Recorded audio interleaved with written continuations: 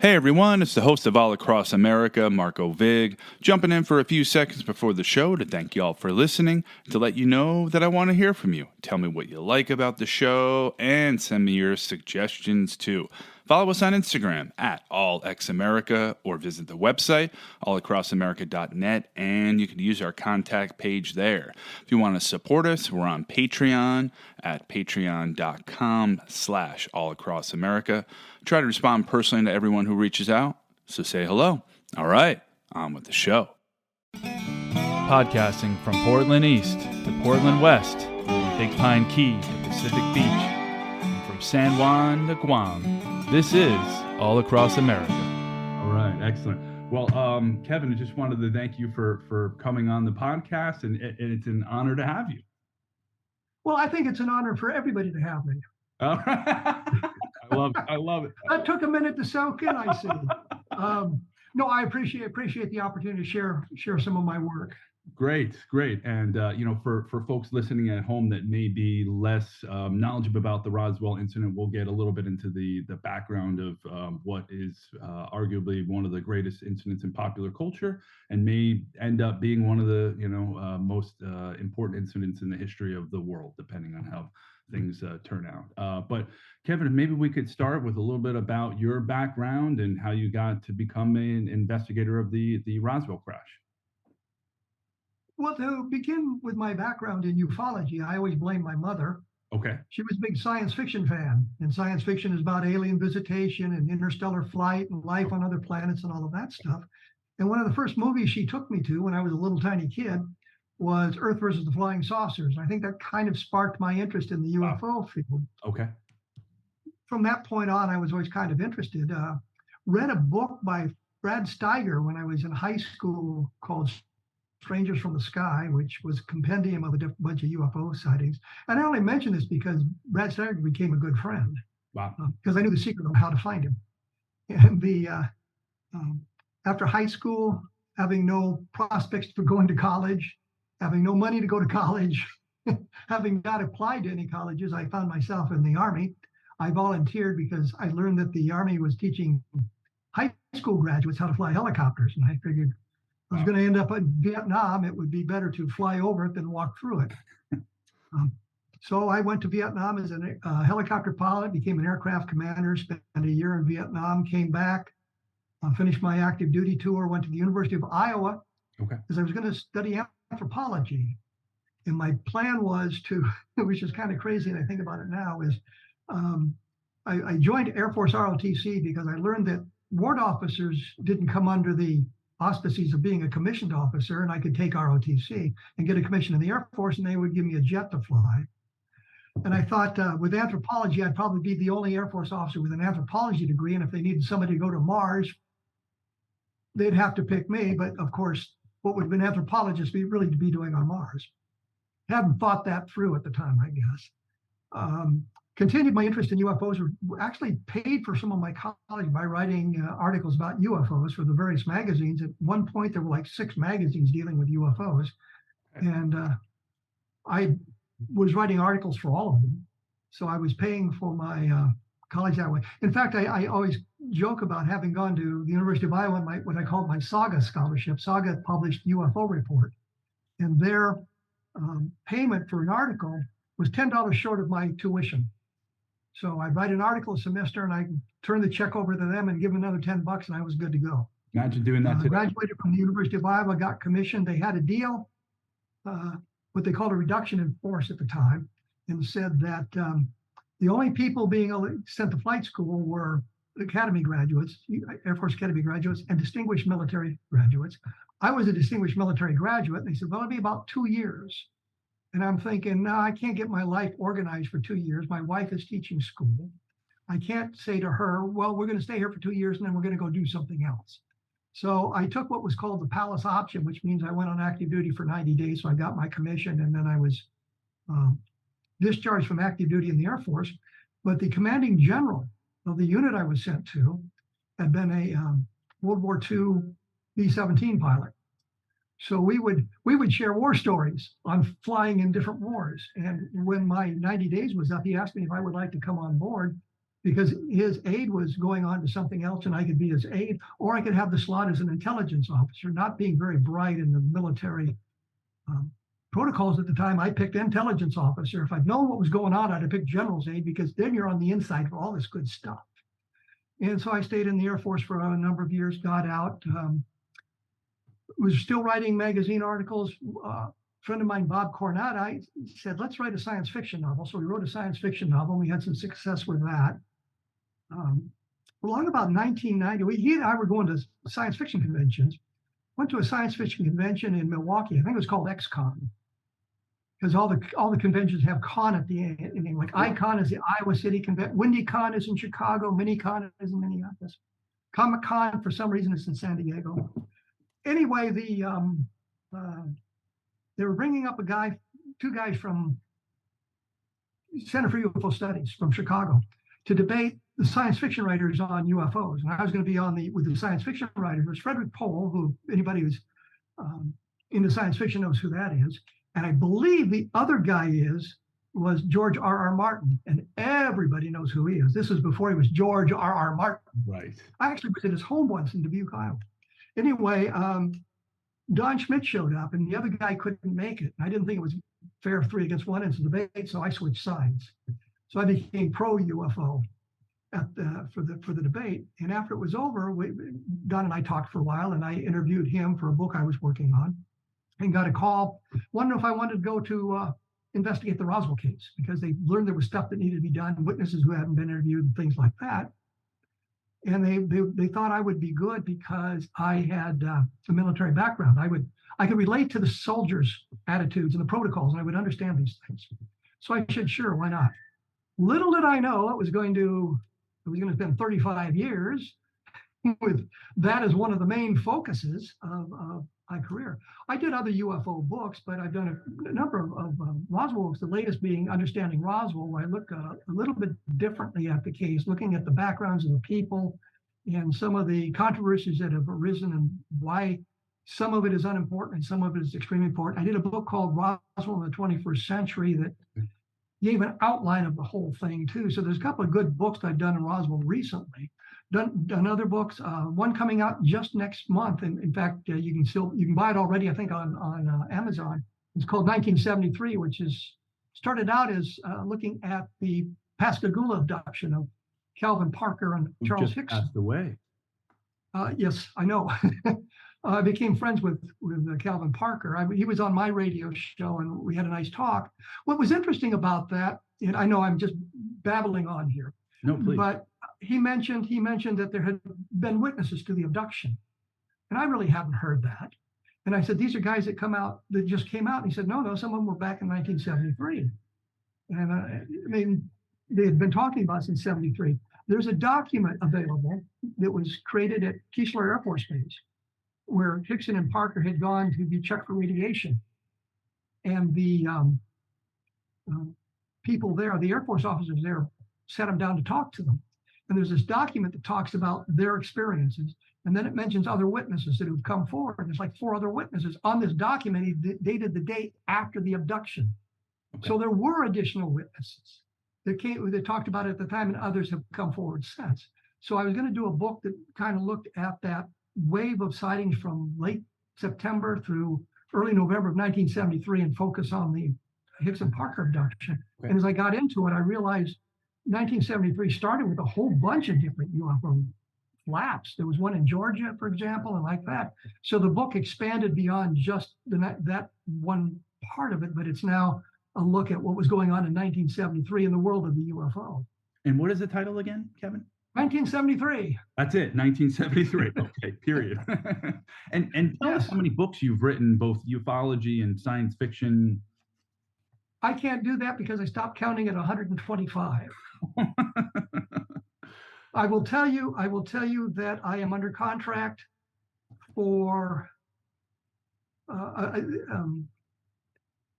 another dozen books, I believe. Wow. From a publisher that does action adventure stuff. So I've got a bunch of stuff coming out from them, which is a lot of fun to do because I don't have to talk about UFOs. Well, it's nice to mix it up. I can move to a different topic and have some fun.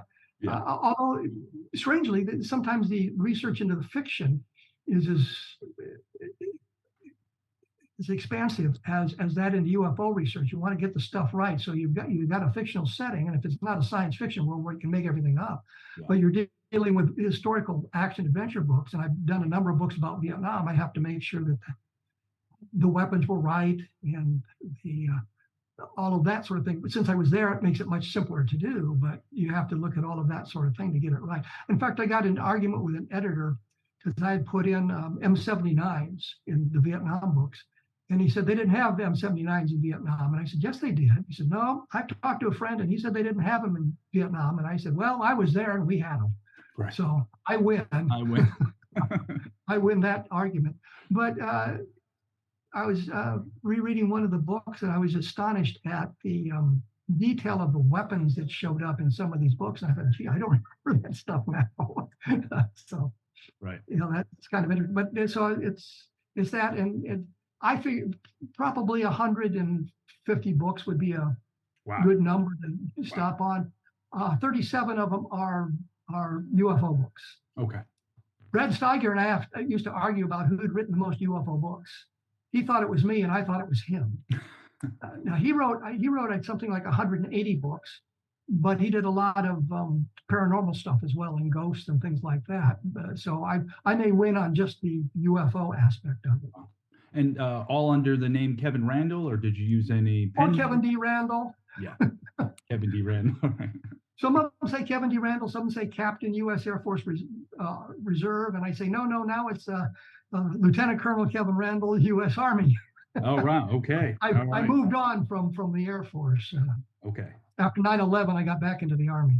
Did you really? Yeah, I joined the Iowa National Guard. I was in the Iowa National Guard for 3 months before we deployed to Iraq. Wow. So you served in both Vietnam and Iraq? Well, technically, I served in 3 wars. Okay. But I did not deploy into the combat zone during the Gulf War. Okay. I was on the list to be called up. What they told me is they were calling up a bunch of doctors, and the next round of call-ups next week would be the intelligence officers. Okay. But the war ended, so. You share that in common with Dr. Jesse Marcel Jr., who served as a flight surgeon in both Vietnam and the Iraq War. Is that correct? Yes. In fact, before he went to Vietnam, we were emailing, and he wanted to know if he should take a computer. And I said, the best thing I ever did was buy a computer to take to Iraq. So I'm sure he did. It allowed you to communicate with home. It allowed you to watch movies. It allowed you to do a lot of stuff. That was just when they were coming out, so you have the DVD players in a lot of the computers. Right. In fact, I still have the computer, and it still works. And it's like 20 years old. Good boat anchor material these days. No, it worked. In fact, it's valuable because I have a series of books called Global War, and they published 2 of them. They rejected the 3rd one, but my new publisher, I mentioned it to them, and they want the books. And I found the manuscript for the 3rd book, but I also found the floppy disks. And I was able to read them on the old computer and convert them to a word processing program that works on the new computer. This disk is 30 years old. Wow. I found them, had a computer where I could use to read them and get them put into a word processing program that I could use on the new program and move it into Microsoft Word. So, wow. Well, these days you get a couple years. You saved a lot of time. And I do the same. I save my computers because they're basically big hard drives, big external hard drives. So anybody listening, save your computers. What cracks me up is I have a 1 terabyte hard drive, and on it I have the complete Project Blue Book files. Wow. So I can carry the Project Blue Book files of 130,000 some pages in my pocket. I know. It's amazing. It's amazing. Unbelievable. So we've moved way away from UFOs. So let's bring it back to 1947, and good segue, and maybe you can just kind of give us a brief overview of the Roswell incident as you know it. I would hope that by this point everybody would have a good idea what it is. You would think, but you'd be surprised. Well, anybody interested in UFOs should be well aware of the Roswell case. I've done my bit to bang the drum. The idea is on Well, on July 8th, 1947, the Roswell Army Airfield, Colonel Blanchard, the commander of the 508 Bomb Group, announced to the world that they had captured a flying saucer. Flying saucers being the big thing in 1947. That was the term that they created then. Within 3 hours of that announcement, the next higher headquarters, 8th Air Force, said, "No, it's just a weather balloon." They just misidentified a weather balloon, and the case lay dormant for 35 some odd years. Periodically, you'd read something in the press about it. Frank Edwards, in his book Flying Saucer Serious Business, had like 2 or 3 paragraphs about it. You get virtually everything wrong, other than the thing crashed near Roswell, New Mexico. We got that part right, but very, very few mentions of that sort of thing. So Don and I decided that we would go down to Roswell to interview witnesses. And we figured we'd go down there and learn it was just a weather balloon and that sort of thing. Once we got to talking to the witnesses down there, we learned that it was a much more complex story, that something crashed. Actually, we used to say 75 miles northwest of Roswell, but actually it was closer to 65 miles northwest of Roswell. Okay. But there were other sites moving much closer to Roswell as the thing came down. Everybody agrees something fell. It's just what it was. Don and I got down to Roswell. The first few people we talked to were just irrelevant. Finally met Bill Brazel. His father found this field filled with metallic debris. He didn't know who was going to clean it up. Talked to the neighbors about it, and they said, well, you needed to take it to the Air Force. Actually, the Army Air Force at the time. And they would come out, and Brazel took some of the debris and went into the office of the Chavez County Sheriff. George Wilcox showed him the debris. Wilcox couldn't identify it. And this is kind of a key point that really hadn't come out until I was putting together Understanding Roswell. Brazel took debris to the sheriff. The sheriff calls the base. Jesse Marcel, you mentioned the Air Intelligence Officer, comes out to the sheriff's office to look at it. He can't identify it. He goes back to the base, tells Colonel Blanchard, the commander, about it. He says, well, I've got the CIC guy, counterintelligence guy, take him with you. And so they go back to the sheriff's office, and Brazel takes him out to see the field. What's critical here is we got the debris in the sheriff's office. Well, what happens to that debris? It was sent to Fort Worth in a courier bag and transited Fort Worth on Sunday, 2 days before the news article was appeared. Did you say written, appeared, published with Zoom. And they couldn't identify it either. So we have a whole bunch of Air Force officers, including Air Force intelligence officers, who can't identify a standard weather balloon. Well, they come out and say, well, it had this ray wind target on it. Well, that wasn't that unusual in 1947, but it was enough to convince the press there was nothing to it. They couldn't find Marcel because he's sent to Fort Worth. They couldn't get anything out of the sheriff because he's saying, I'm working with the boys out at the base, can't tell you anything. Okay. They had it pretty well contained in 1947.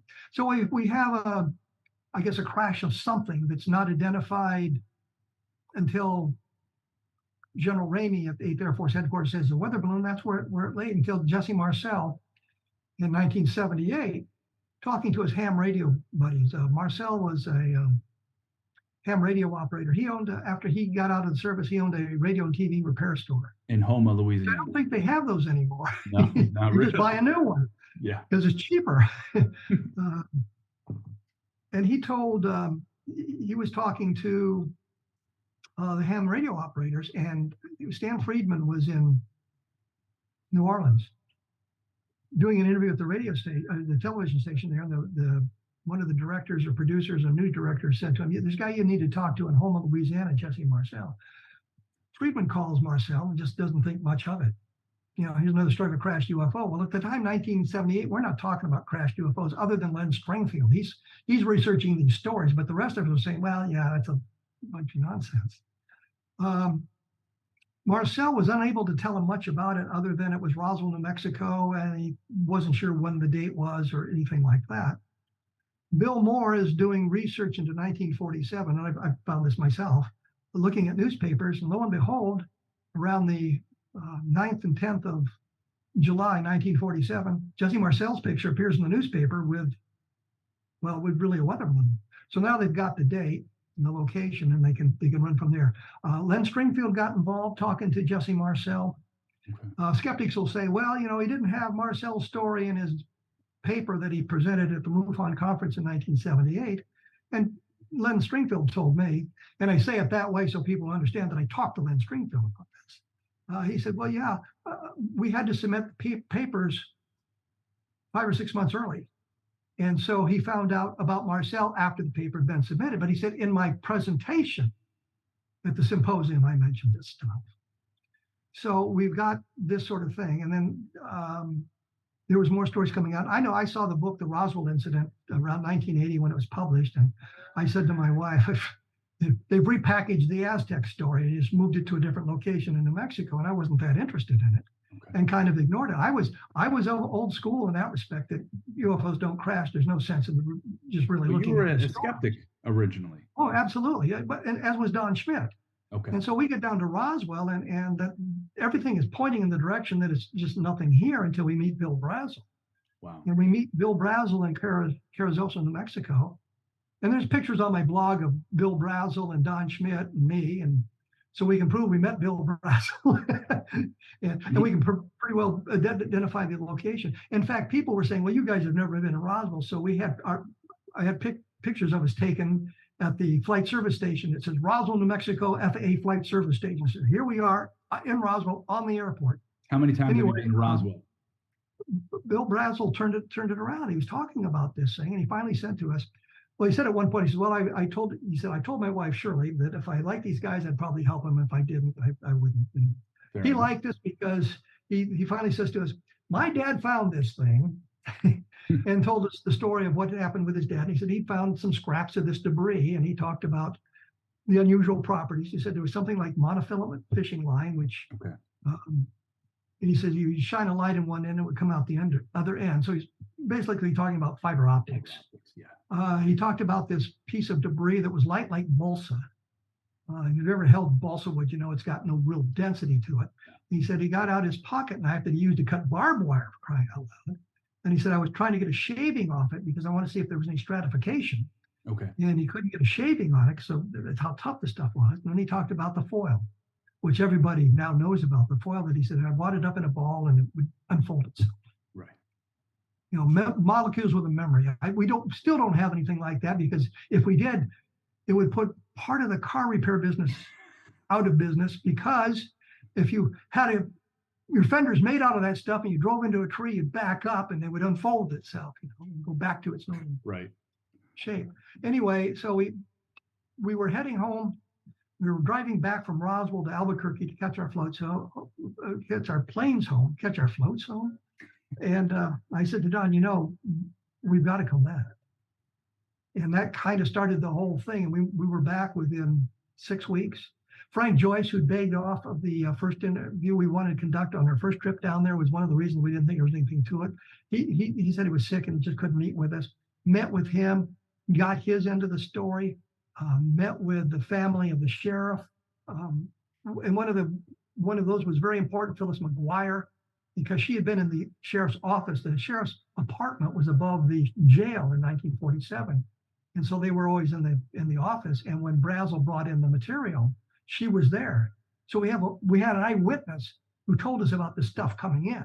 So we know that debris was brought to the office, and that became a very crucial point that I don't think was really exploited until I mentioned it in Understanding Roswell, because that's the debris that went to Washington, and that went in 2 days before Marcel went out to the debris field where he saw the debris. And so we talked to a lot of other people who were involved tangentially. I remember standing in the Roswell Mall calling people on the telephone, like the Wilmot family, whose article appeared in the July newspaper about how they'd seen a flying saucer and that sort of thing. We talked to the Proctors, who were the closest neighbors to the Brazels, and what they had seen and what they had done. We talked to the Stricklands, and they knew Mac Brazel and Marilyn Strickland. We got her on tape talking about how Mac Brazel, after he had gotten back from being confined by the Air Force, he said he was in jail. I talked to Edwin Easley, who was the provost marshal, and said, well, he wasn't in jail, he was in the guest house. But if you're not allowed to leave, what's the difference? Right. but complaining about being held at the base at Roswell.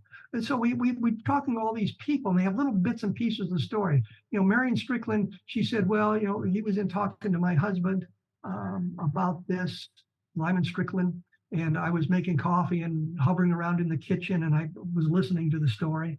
Her daughter, Sally Tattellini, been with Sally Strickland Tattellini, she got married, of course, talked about how Bill Brazel had shown her some of the debris.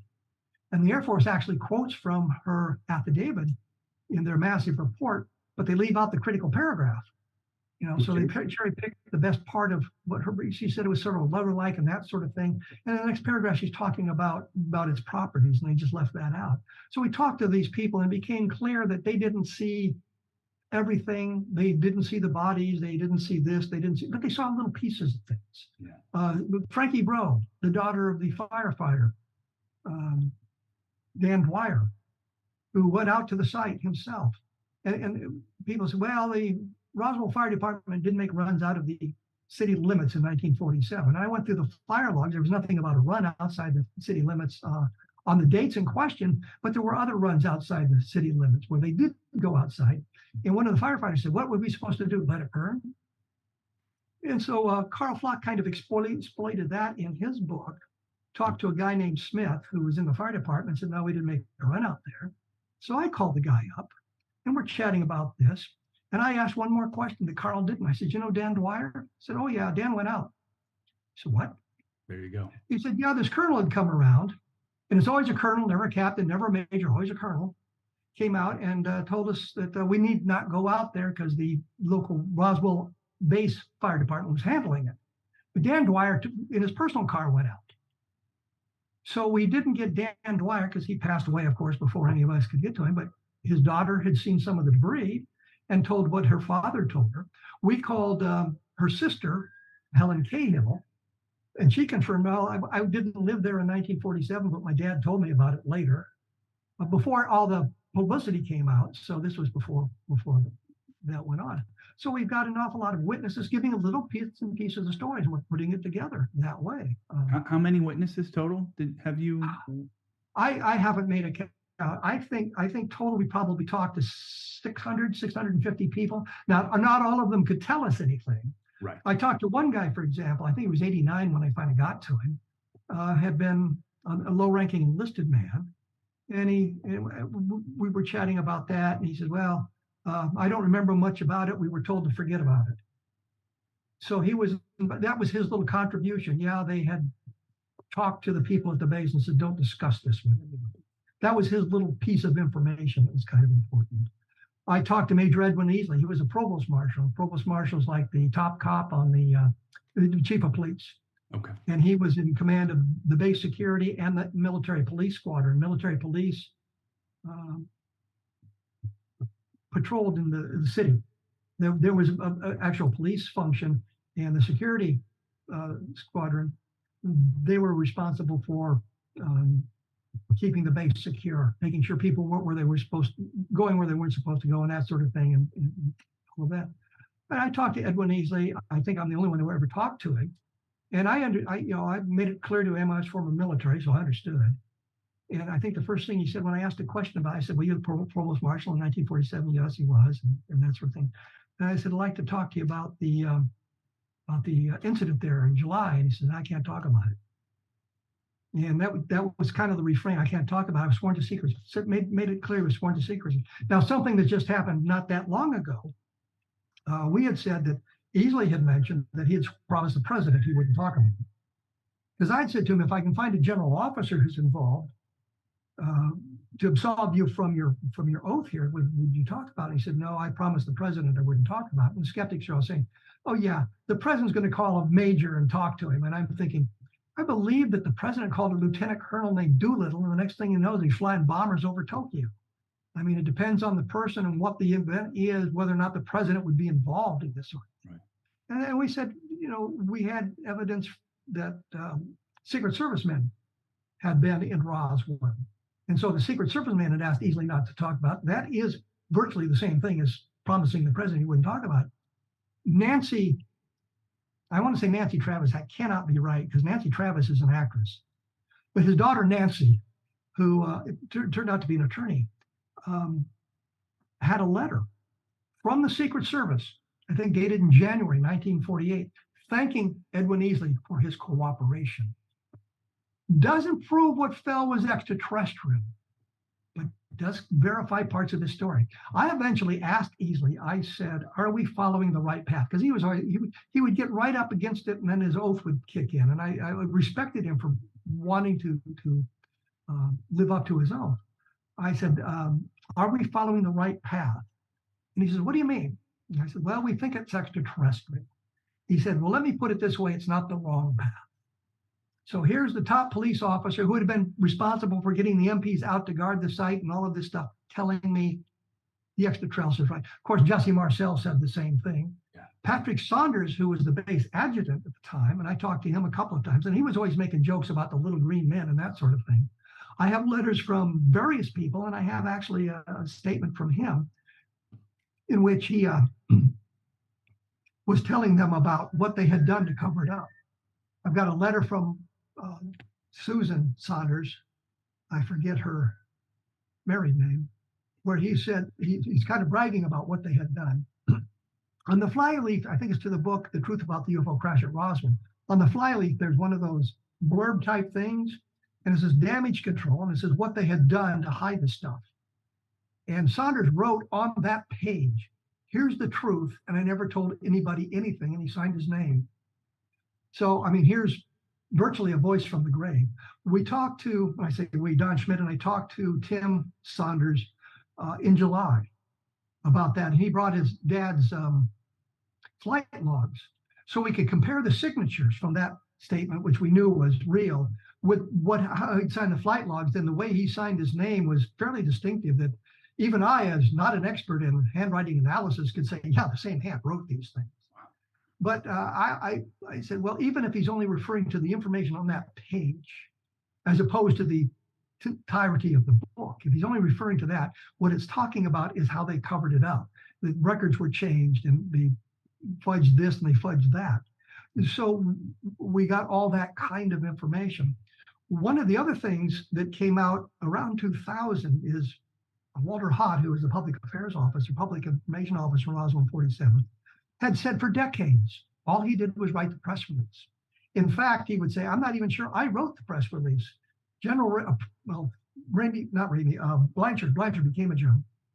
Colonel Blanchard called me on the phone, and I don't remember, he said, I don't remember if I went to his office or he called me on the phone. I don't remember if he gave me the facts or he dictated the press release. He said, but he's the one that got it, and he's the one that took it to the 4 media outlets in Roswell, the 2 radio stations, the 2 newspapers. And then around 2000, he started talking about seeing a crack in the bodies. Well, this is kind of problematic. We have an affidavit from him that says that he wasn't involved in that. He signed an affidavit later, around 2003, 2004, on the caveat it would not be published until after his death. Don Schmidt wrote the affidavit. I got no problem with that because it's based on what Hott was saying, and Hott's daughter was right there. I have no problem with it. And there's other people who had heard Hott talking about this, okay. But I think that this is a major change, and it's really problematic. I talked to a guy in, I think, 1996 named Harris. He was a finance officer at the base at the time, and he knew Walter. And he told me at that time that they were in the hangar where the bodies were located, and they were on the other side of a door. And Walter said, you want to see the bodies? They're in that room. Go ahead and take a look. And Harris said he put his hand on the doorknob, and then he stopped. He just didn't want to see them. I'm thinking, I'd have been through that door like a shot. But Harris didn't want to see him. But the important point is, here's Harris telling me that Walter Hott knew about the bodies 4 years before Walter Hott mentioned it to anybody else. He knew. And we can place Harris at the base at the time. He was one of the finance officers. Okay. So he was truly there. And that's a nice piece of corroboration for the affidavit. The affidavit is somewhat problematic because when you listen to the interviews that Walter Hott gave, and Don was taking the information from that and other sources, there are places where he contradicts himself in the space of a paragraph and sometimes in the space of a sentence. Well, He talked about how he'd seen four. There were four bodies. He only saw one. He didn't see anything. I mean, it's. I want to make it political. He's becoming sort of Biden-like in the okay. memories at this point. But I think it was partially because he was now violating the oath. He probably promised Colonel Blanchard he wouldn't talk about it. Now he was talking about it, and that may be part of the problem. He wanted to share the information. I got the same impression from Easley. He wanted to help us as much as he could, but he didn't want to violate his oath. And I got that from a number of different officers. They would point us in directions. They would suggest things, but they didn't want to. They didn't want to come right out and violate the oath. So we'd take a look at all of that stuff. But it became clear to me, and I've sifted through this stuff. The Roswell in the 21st century. I tried to look at the case from a cold case dispassionate perspective. If I was coming into this cold and I knew nothing about it, here's the information I want. There's like 1,000 footnotes in the book. And some of the footnotes are kind of fun because there was one point where Frank Joyce told us that Mac Brazel, who apparently seen the bodies, had said to Joyce, well, you know how they talking about little green men? They weren't green. And so now Don and I are trying to find out, when did little green men enter the lexicon? So was it prior to 1947? So there's a footnote that outlines all of that information, that there was a story that was called The Green Man. I think it was published in 1946, sort of a science fiction story that kind of led in that direction. Popeye had a cartoon in 1938 where he's fighting green men. Edgar Rice Burroughs in his John Carter on Mars series are fighting green men from Mars. Of course, they're big, huge guys with 4 arms, but they're green, and they were published in 1912 or something like that. So the idea that the alien creatures from other planets would be green wasn't that unusual. Now, why Mac Brazel, who was an old-time cowboy, and I mean really an old-time cowboy, didn't have a radio at the ranch house, probably hadn't seen many movies, whose brother killed Pat Garrett. Bet you didn't know that little piece of history. I did not know. Wow. Wayne Brazel gunned down Pat Garrett in 1908, and we followed that line up too, because I'd read books on the Lincoln County Wars. Because part of it's Lincoln County. Lincoln County was much bigger back then, and they split it into Lincoln and Chavez County. So anyhow, we're talking to the Brazels, and I'd read this book on the Lincoln County Wars, and the historian wrote it, says, Wayne Brazel disappeared after his trial for gunning down Pat Garrett, where he was acquitted. Nobody knows what happened to him. So we're riding out to the debris field because Brazel's going to show it where it is. So people who say, well, they don't know where it is. I got a picture of Don Schmidt standing on the debris field with Bill Brazel leaning against his pickup truck, where he's saying, yeah, I found one of the pieces right here. Pretty much a clue that we know where it is. Right. Anyhow, so I said to him, well, you know what happened to Wayne Brazel? I said, yeah, he moved to Arizona, and my dad and I used to go visit him periodically. I'm thinking, the Brazels live in New Mexico. You're talking about Wayne Brazel.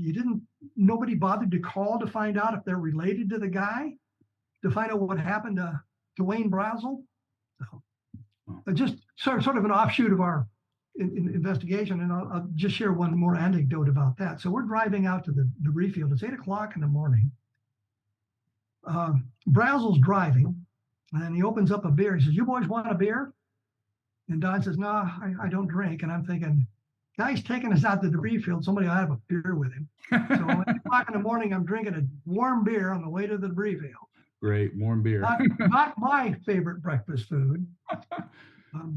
But Brazel took us out there and showed us around and told us where things were, and how there was a gouge down the middle of the meadow, that the debris was so densely packed that the sheep wouldn't cross it, and how his father would be in that particular field at least every other day, if not every day, because that was one of the watering stations for the livestock, and he had to check that very, very often. Tommy Tyree didn't know much. It was sometimes ranch hand with Mac Brazel. Told us that they were out riding in that area, and there was some bright piece of metal floating on the water down in a sinkhole, and neither of them wanted to get down off the horse to pick it up. But Tommy Tyree confirmed about the density of the debris. So I mean, we got all these kinds of people talking about this that takes the whole thing out of the realm of a weather balloon.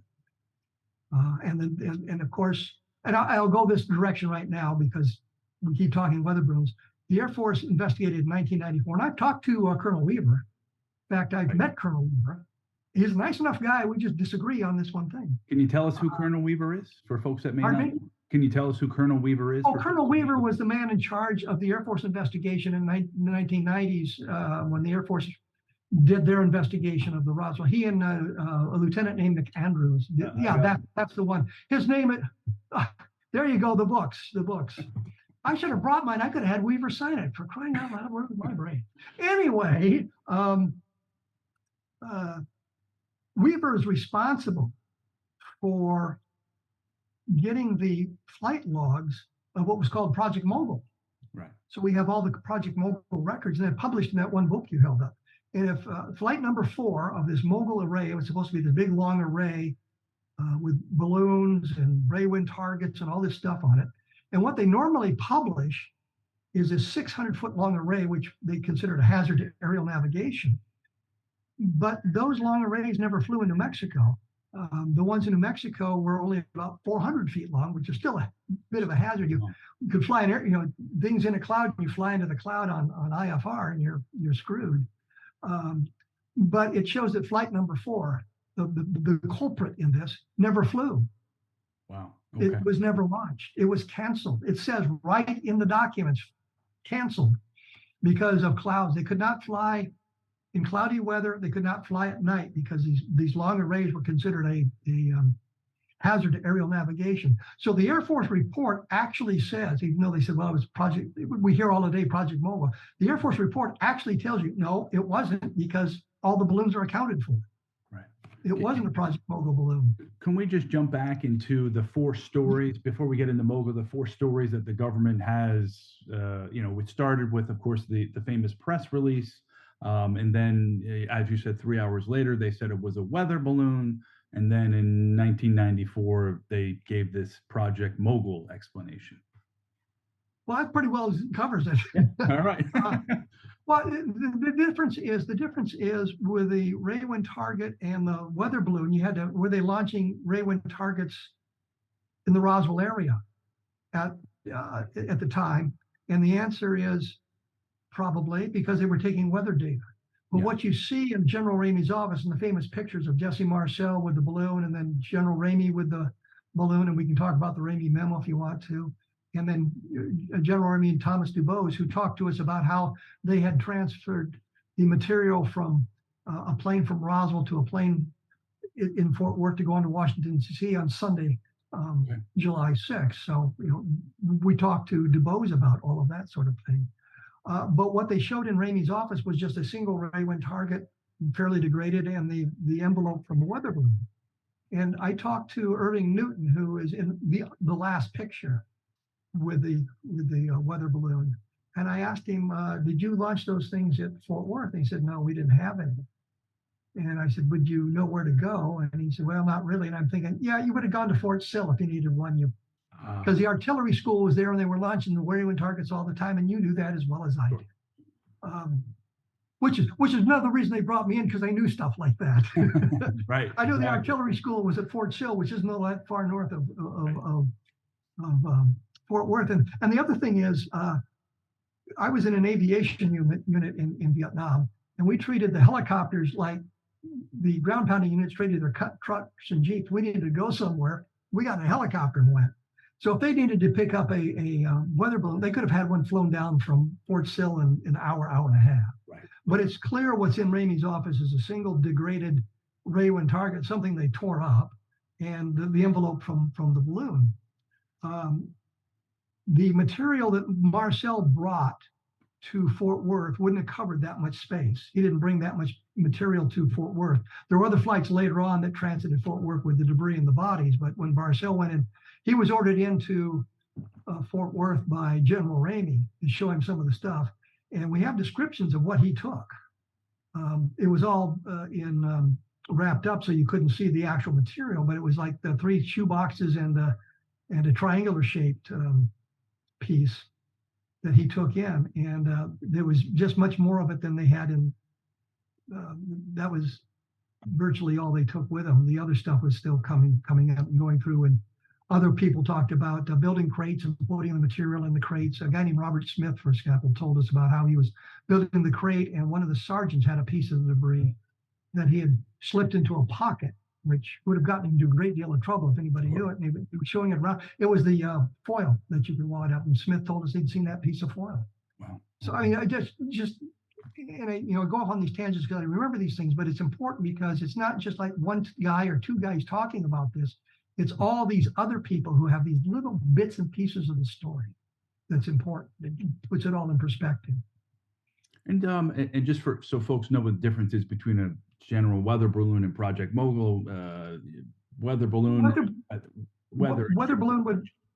weather balloon was just like a neoprene weather balloon, might get up to 20 feet in diameter as it went up in the atmosphere. Sometimes they had ray wind targets attached to them, and these were these foil-like, they call them star-like. It's so that the wind catch it would spin it, but there would always be a flat surface so the radars could pick it up, or you'd get a visual glint of the sunlight off it. And they were launched 4 times a day from the various weather stations. You go back and look at the weather records, and they're not all that complete because some stations weren't reporting 2 or 3 times. They didn't get the data in or something like that. So I went and got all the weather records so we could see what the winds aloft looked like at the time. But the Project Mogul, the idea was to create a constant level balloon. And the idea was they were going to spy on the Soviets to see if they detonated an atomic bomb. So what they were doing in Alamogordo was launching unclassified materials, off-the-shelf weather balloons and ray wind targets in these long arrays. And they're trying to get it up so it would stay. They postulated an acoustical level in the atmosphere, like the acoustical level you find in the ocean where sound travels a long way, and they want to put the balloon in and keep it in that level to listen for atomic detonations by the Soviets. I don't think they ever used Project Mogul. I think they started using spy planes and other things before the Mogul became a viable option for them. Okay. But it would be, well, what they were launching in New Mexico was about 400 feet long. There would be all these balloons. There would be 5 or 6 ray wind targets attached to it. And there would be microphones and things like that. Another critical piece of evidence is Brazel was escorted to the Roswell Daily Record on July 9th, the day after the press release, to give them the story. And they're talking about how the debris was just little sticks and twine and this sort of thing, which of course, that stuff had already gone to Fort Worth, so I don't know what they were talking about. But he said he had found weather balloons on, I think he said 2 other occasions, and this was nothing like those. Right. Well, actually, had it been Project Mogul, it would have been exactly like those. Because one was a balloon carrying weather instrumentation. The other was a balloon carrying sound instrumentation. But the carrying the ray wind targets. Yeah. And the other thing is you look at the makeup of flight number 5, which did launch, there were no ray wind targets attached to it. And you do not see any ray wind targets attached to any of those balloons or rays until you get deeper into July. Okay. So a case can be made that even had the balloons been launched, there would have been no ray wind targets on it. Now, Charles Moore, who was part of Mogul, and I was to his home twice, I've got pictures of him on my blog of him at a microfilm reader looking at the winds aloft data I had brought him. Okay. So he could take a look at it and create his nonsensical report. But Charles Moore told us repeatedly that what was going on in Alamogordo was using regular weather balloons, regular ray wind targets. There was nothing classified about it. They were using off-the-shelf materials. So there's no reason to cover it up. There was no the big secret for Mogul, and this is where we diverge from the mythology, is what was going on in Alamogordo, as Moore was careful to explain to me, was not classified. What was going on in the purpose, the ultimate purpose of it, to spy on the Soviets, that was classified. And Moore said, well, we didn't even know the name Mogul in 1947 in Alamogordo. Well, take a look at Albert Crary's diary. He, being the leader of this experimentation in New Mexico, mentions the Mogul equipment 2 or 3 times in his diary, which was unclassified. So even that sort of falls apart when you start looking at it. The other thing was we found a document from the FBI classified confidential, which is the lowest form of classification, that mentions mogul. But the point is, they're talking about how it was so highly classified and it was so secret. That's why they covered up. And we've got all this evidence. Well, that's not true. Oh, really? Wow. And I mean, a weather balloon is one balloon, whereas these Project Mogul arrays had as many as 28 weather balloons. And number 5, I read, when it finally came down to Earth, had 12 balloons still attached to it. So if you had trouble deciding if that was a weather balloon, if you saw 12 of them, you'd probably say, okay, I think that's a weather balloon. And not only that, Roswell could have picked them all up in a matter of 10 minutes.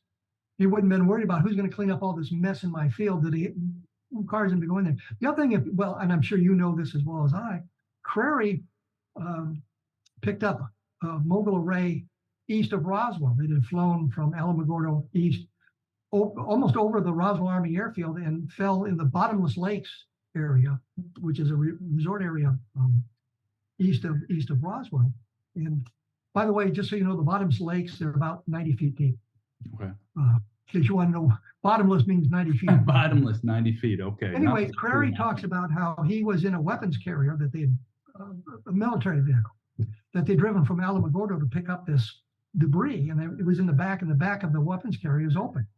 Yeah. There's no covering, and they stopped up at Roswell Army Airfield to refuel because they could. So it's laying there for everybody at the base to see. The other thing that Moore told me was that they had gone to Roswell to ask for help tracking their balloons by the people at Roswell, and they kind of blew them off because they didn't have time for this nonsense from a bunch of college boys. But here we have Moore telling me that they had gone explaining their project to the guys at Roswell. So, and then finally Moore comes out with, well, Moore lied about his explanation. That's really the best way, the honest way to put it. We used to say, well, he was not as credible as he could have been. He wasn't quite as conversant as he could have been. But the truth is, he lied. He put out one version of his report that suggested the balloons from flight number 4 got within 17 miles of the Roswell Ranch. And I'm thinking 17 miles doesn't put it on the Roswell Ranch. But the real point is the balloon, that flight never flew, and he knew it. He did his best to cover that up. That didn't fly. Wow. So you read his report. You read Crary's diary. You know, there is some confusion because he talks about how they didn't launch the flight. They canceled the flight at dawn. It says, we canceled at dawn because of clouds. Moore tells us in his report, well, we launched it at 2:30 in the morning. Well, if you launched it at 2:30 in the morning, how did you cancel at dawn? And he says it's confusing because Crary talks about a cluster of balloons, and skeptics say, well, we don't know what a cluster of balloons was. And I'm thinking, yeah, we do, because if you go through that massive report that Colonel Weaver put together for it, you have all this documentation about what was going on, and they describe what a cluster of balloons was. Yes. Moore told me that they couldn't put the helium back in the bottle, so what they would do is release the balloons. They wouldn't release them in one stream, but it's just weather balloons going on. And I think on the 4th of June, which is the date of the supposed flight, they launched a sonobuoy, basically a microphone. But it's not a major array. It's just a small cluster of balloons, maybe 4 or 5, to lift this microphone into the atmosphere to see if they can hear the sound from it. So Moore really fudged the information on that. He wanted to be the guy that launched the Roswell case, which is really weird because he had his own UFO sighting in 1949 that still carried as an unidentified in the Project Blue Book files. Wow. In April of 1949 in Rey, New Mexico, wow. He was working with General Mills, and they were doing balloon research. And they're tracking the balloons, and they launched one of the balloons one morning, and there was another object that came in, and they were looking at it through a telescope and tracking it and all that sort of thing. I want to say it's April 29th, but then it's April of 1949. I did a thing for the MUFON Journal about that. The great array, New Mexico. I think there's stuff on my blog about it as well. Right. But you mentioned General DuBose, and who do you think are the best, in your opinion, witnesses of the Roswell incident? I like Edwin Easley. Okay. Because I'm the one to talk to him. Right. Jesse Marcel is somewhat problematic because he tended to embellish things. Right. Right. One of the things that's disturbing is he claimed in an interview with Bob Pratt in 19 in taken done in 1989 1978. Talked to Bob Pratt, and Pratt shared the transcript, which is really kind of a crummy transcript because you have to interpret things. There's one point where if you move a comma, it changes the meaning of a sentence. Wow. Well, Marcel said that he had been shot down one time and had to bail out, and Pratt says everyone survived, and he said all but one crashed into the mountain. Well, does that mean everybody crashed on the mountain and died except one other guy and him? Or if you put a comma in it, it becomes, one died and everybody else got out. I mean, insertion of a comma changes. But Marcel talked about having 5 air medals for shooting down 5 Japanese aircraft. The records show he had 2 air medals, which I always said was pretty crappy award because I got 41 of them. Well, the helicopter, the deal was in Vietnam, we got an air medal for every 25 hours of combat assault flight time and 1 for every 50 hours of direct combat assault. So if you're in a assault helicopter company, you're flying a lot of hours every day. And in fact, one of the guys commented one day, he says, I think I've got an air medal for sitting at flight idle in a landing area just waiting for the next mission to come on. There's been that much time spent sitting around. But Marcel's only got 2 that we could find, neither for shooting down a Japanese airplane. Okay. And Weaver told me something that I did not know that was very interesting. He said the Air Force kept records of that stuff. So you think of becoming an ace, shooting down 5 enemy aircraft, you're a fighter pilot. What about all the gunners in the B-17s and the B-29s and the B-24s that are shooting down airplanes? There was one guy, one of the gunners in bomber flights, had shot down 19 enemy airplanes. They could find no record of Marcel shooting down any, which is kind of bad. But I mean, who knew that they kept records for that? So here's this. I don't know if he was a waist gunner or tail gunner or where he was in the aircraft, but he shot down 19 enemy aircraft. I mean, that's incredible. I hope the guy got a fairly high award for that. But so the Air Force tried to keep records, all of that sort of thing, and they could find no record of it. That might be an interesting book. I should make a note on that. There you go. Number 151. Yeah, something like that. Yeah, really, I should make a note. Anyway, so he didn't do that. And the other thing that was kind of problematic is he talked about how he had performed an appendectomy on a soldier by getting the instructions over the radio from the surgeon. And he's with Linda Corley, and she did a book called For the Sake of My Country, where she interviewed Marcel for a college project. And she had like 4 hours of tapes with him sitting there candidly talking to him. And he's about to tell her the story of this surgical procedure. And his wife, Vo Marcel, says, oh, not that story again. Oh. So it suggests she was somewhat credulous. She just didn't find the story credible either. Right. Which is kind of problematic. And if we only had Jesse Marcel's tale, we could say, well, we can write this thing off because the guy tended to put himself into the story. But by the same token, we can prove he was in Roswell in 1947, and we can prove he took material to Fort Worth because we got pictures of him in Ramey's office with the debris. So we can look at that. And we can kind of dismiss some of the other embellishments.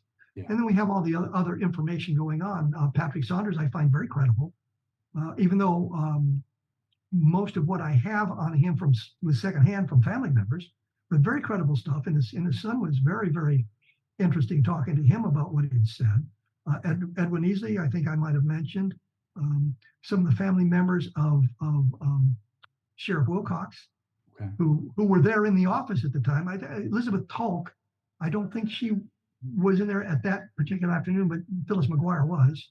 And their names would have been Wilcox in 1947, of course.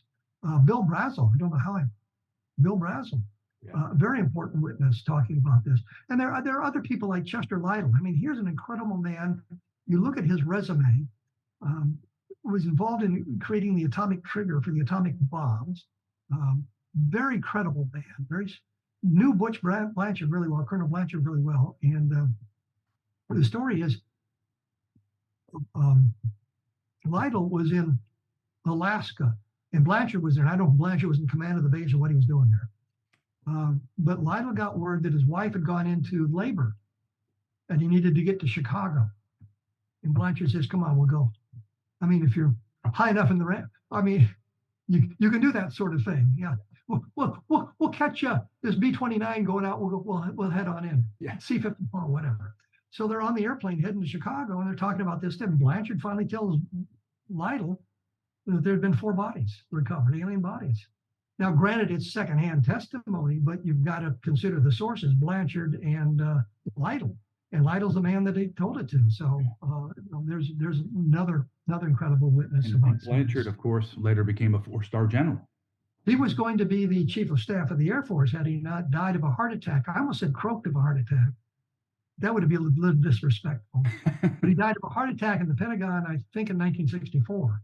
Yeah. But had he lived, he would have been the next chief of staff of the Air Force. So, and you say, well, he's the one that issued the press release saying they had a flying saucer. It certainly didn't hurt his career. No. Since he ended up with stars. Yeah, exactly. Even if he hadn't been vice chief of staff at the time, very incredible career.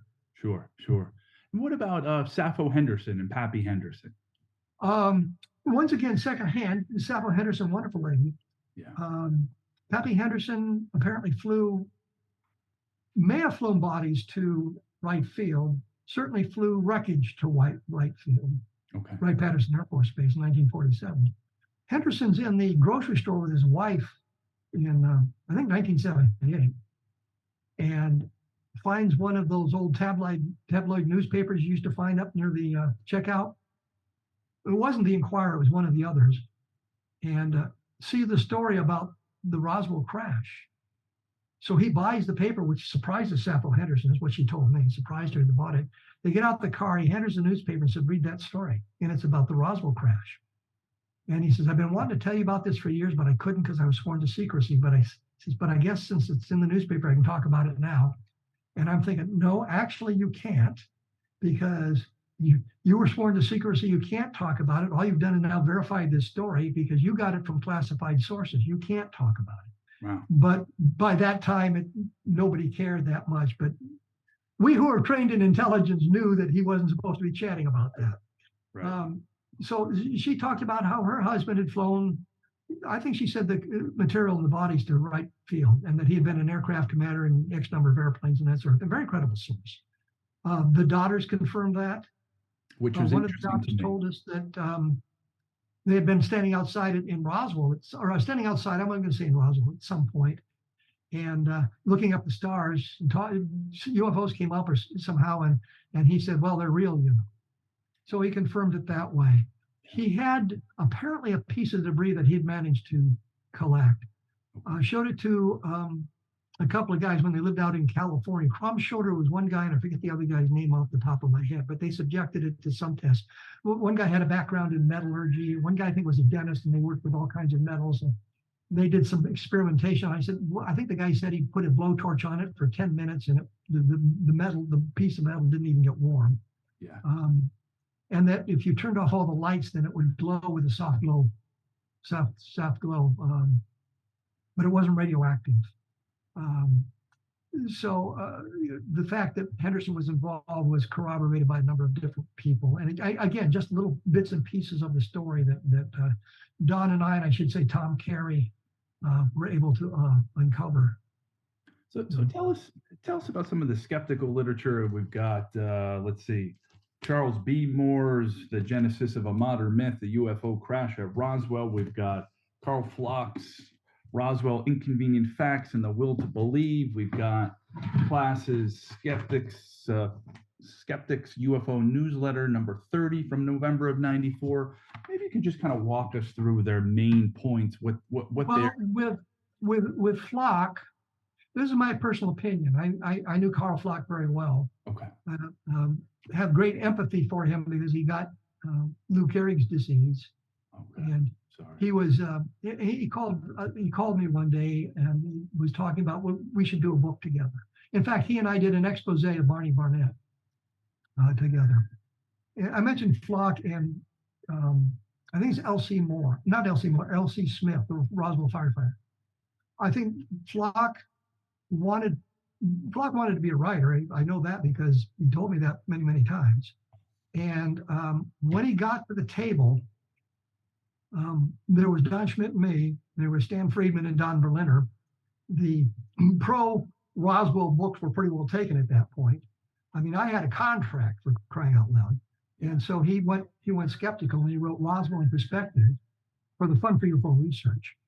And then he showed it to Prometheus, and he told me this. Prometheus said it wasn't skeptical enough, so I had to go back and make it more skeptical. Really?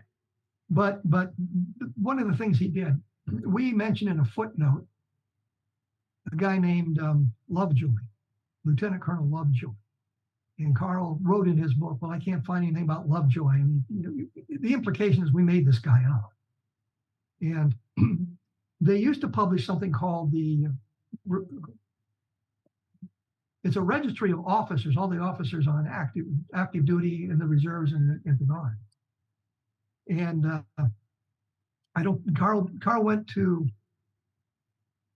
I think he tried to find some records through the National Archives. All the military records are in St. Louis at a branch of the National Archives in St. Louis. My records are in St. Louis. So you can go back. They're now much stricter on giving out information about soldiers because there's so much personal information in today's world. Yeah. But anyway, he couldn't find any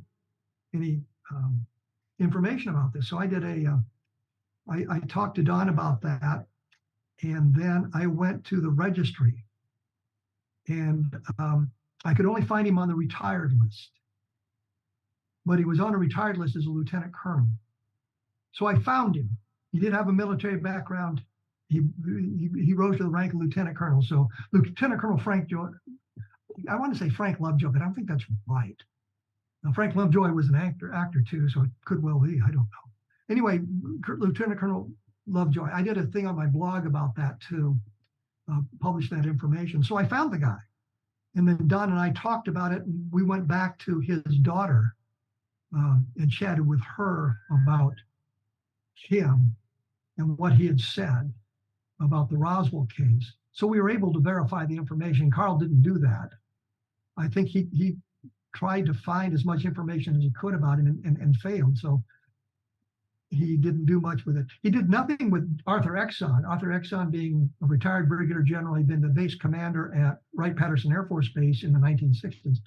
He was assigned to the base in 1947, going to the Air Force Institute of Technology. But Exon, the base commander, you have to understand, the base commander is more like the mayor. He's not the overall commander of the whole installation. He is the commander for the facilities and all of this sort of thing. You know, it's an important job. In fact, in the Army, they now call it the mayor's cell. The base commander is the mayor's cell, and I've spent a lot of time with the mayor's cell in Iraq, is why I know this.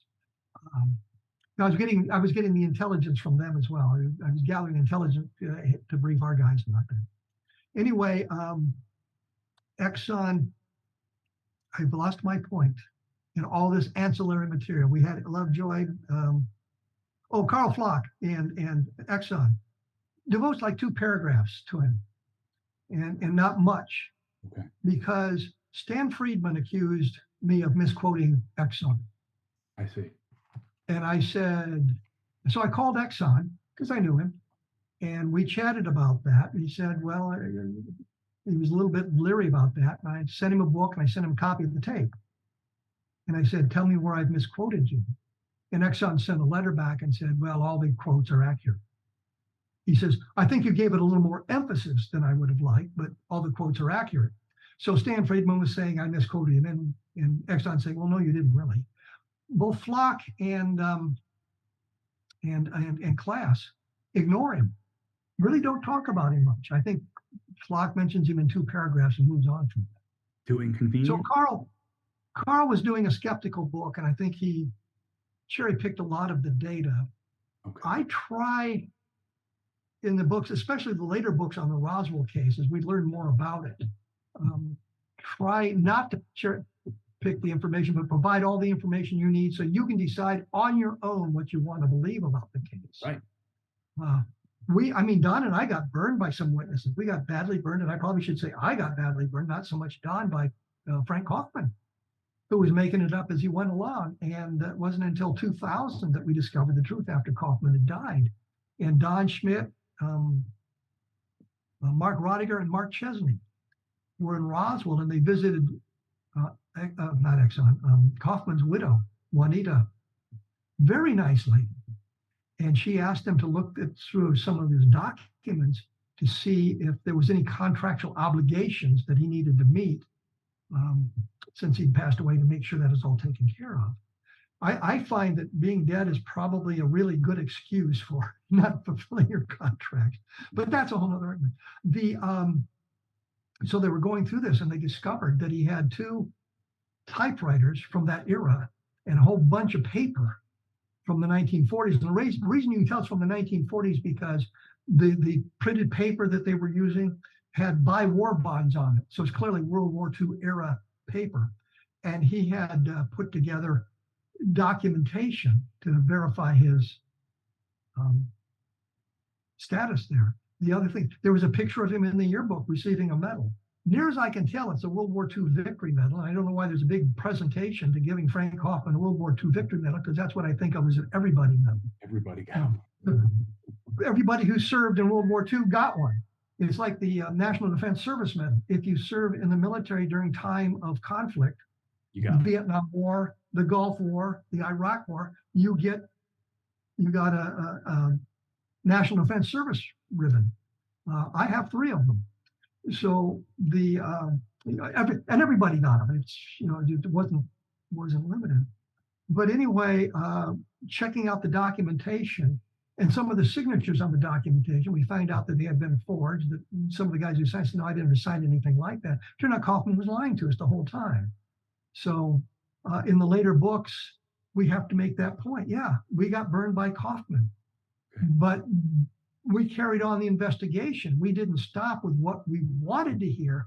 We kept going. It's the thing I always think of is if you remember the bridge on the River Kwai, the one thing is the one philosophy of the Force 319 or whatever the hell it was.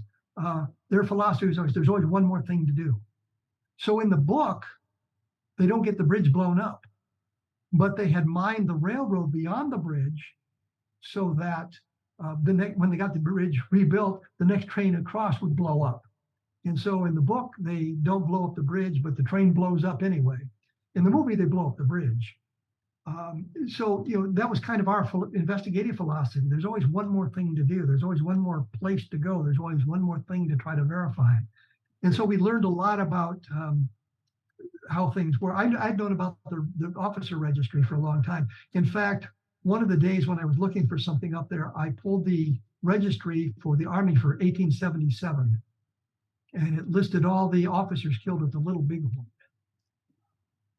Yeah, it was I'm looking, yeah, there you go. Because, it would list that kind of stuff. These are the people who died. There's what happened to them and that sort of thing.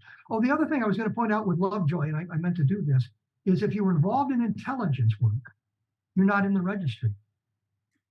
Okay. You're left out of the registry because of the intelligence work. A guy named French, Lieutenant Colonel French, and I've talked to him a couple of times. He went off the deep end and with his stories. But I went to the registry to look him up and couldn't find him until he was a major. And after he became a major, he left the OSI. So for the first 7 or 8 years of his military career, he was in the OSI, and then as a major, he went to flight school. And so he appears as a major. The first time I could find him was as a major. I thought it was kind of interesting. It kind of keyed me into this idea of the intelligence people don't show up in the books. Because I've looked for myself and couldn't find myself. I should have been there, but I was in intelligence. Wow. So I'm not in. In fact, when I joined the National Guard, the battalion commander came to me one day and says, "How come your records were held at the NSA?" And I said, "I have no clue, but I think if you're involved in intelligence work, your records are held at the NSA." Right. I think that was it. And since it didn't have anything to do with the NSA, although I do say, without fear of contradiction, I can prove I worked with the CIA, the FBI, and the Special Forces while in Iraq because it's in my OER. There you go. The battalion commander says, and he coordinated with. Now, here's what I did. I had access to 650 soldiers. The CIA compound and the FBI compound, which were closely located to ours, they didn't have a lot of soldiers, and there was intelligence that had been developed that there was going to be an attack on where we were. And so I was coordinating with them to set up patrols of our soldiers as protection for them. So we would go on duty at like 1800 and stay through the night. When the attack finally came, it came at 9 o'clock in the morning, 11 o'clock in the morning, and they never, they tried to climb this one wall.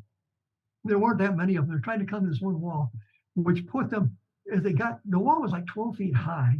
And as they got over the wall, they found about 1,000 American soldiers waiting for them because it was right near the mess hall. So everybody's going to lunch, and there's all these armed soldiers waiting for these guys. We had another portion of the perimeter where our guys were, where they didn't try to get across, but I actually engaged them, but they were too far away to hit. So I was just firing my weapon for me, I guess. But so I have actual physical evidence that I worked with the CIA and the FBI. And the other thing is my OER says I don't remember the exact wording.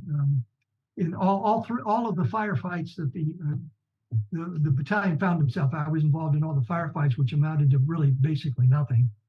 I think I was the only officer that fired my weapon at the bad guys, although one of the company commanders did tell the 50 caliber machine gun to open fire. So I was there when that happened too. So how was it that you were on active duty and also as a member of the National Guard while you were also writing books essentially accusing the government of lying? And how were you able to get? What's interesting, I wondered about that too, because I needed, when I went into the Air Force and got my top secret clearance, I'd just written some magazine articles. And it turned out the investigator for my security clearance happened to live across the street from my father. So they were discussing it, and it turned out that they knew of the articles because they had copies of all of those in my files, but it didn't bother them. When I joined the National Guard, that was really not a problem at all. But the only thing that was said to me was, says, while we're on active duty, maybe you shouldn't use your rank on your books. And since I had just finished a science fiction novel and was contracted for another, wasn't writing UFO articles at the moment, it was problematic. I didn't care. Since I came back, I think it says Lieutenant Colonel on the books now, because I got promoted a couple of times along the way. But it just never was a factor. And it's kind of surprising because some of the stuff is very critical of the Air Force and the way the investigations were conducted. And I think, you could prove this sort of thing, but it just never seemed to be an issue. And I think part of it may have been when I went into the Guard as an intelligence officer, they needed an intelligence officer in this battalion. And I was there. I had 2 back surgeries, which should have disqualified me from service. Okay. And they sent the records forward, and somehow the X-rays forward, and somehow they got lost. I didn't lose them. Somebody else lost them for me. Wow. And I remember the doctor saying, if this disqualifies you, I'm sorry. But it never came up. And so that never came up. One of the first sergeant asked me one day about that. Well, how do you like being the UFO guy? And he was a big NASCAR guy. Okay. And I said, how do you like being known as the NASCAR guy? And he said, it's no big deal. And I said, it's no big deal. While we were in Iraq, we had access to satellite TV, which of course we didn't have in Vietnam. And a couple of the NCOs came up to me one day and they said, sir, do you have a brother? I said, what do you mean? He said, well, we were watching this documentary on the History Channel, and there's a guy that looked an awful lot like you and had the same last name. And I said, that was probably me 10, 12 years ago. So. Well, speaking of documentaries, I think I first come across your name with Unsolved Mysteries, the season 2, episode 1 opener. And, rewatching it all these years later, I'm surprised at how fresh and how objective and how well the story was told. And I don't know, 1990 it was. To tell us a little bit about that and what your thoughts are. Well, again, when Don and I put together the first book, the UFO Crash at Roswell, we wanted to tell the story. And of course, because you're just in it for the money. No, I wanted to tell. If there was no money involved, I would have written this book. Okay. I wanted to tell the story, and we made mistakes. There's no question about that. We made mistakes, and some of the people we believe we shouldn't have, but we corrected that later on. But that was the whole thing, to tell the story as accurately as possible, because we knew the skeptics were going to come after us. Right. There was no doubt about it. In fact, we talked to Kendrick Frazier, who was at one time the big leader of PsyCop, which became CSI, which I think they changed their name from the Committee for the Scientific Investigation of Claims of the Paranormal to CSI, because if you type CSI into the search engines, they might come up. Let's see if we can get some hits on this. Right. But we were talking to Frazier, and I said, when we went down there, we didn't think Roswell we thought it was a balloon. We thought, no. And he says, oh, you guys all say that. Well, that was the truth. I mean, I met Don because I switched sides. I'm going to be on the skeptical side of the UFO debate. And the only reason I was on the other side was because it was 3-2. And in a debate, you're supposed to be able to argue either side. And I figured, I'm conversant enough, I can argue either side. I just won't. And in a debate, you leave stuff out. Yeah. But as we've said repeatedly, this is not a debate. It's an investigation. You cannot leave critical information out. Carl did that in his book. Philip Glass made stuff up. Wow. And I mean, we can prove he made stuff up. With the Pascagoula case, I came across this in when I was writing 1973.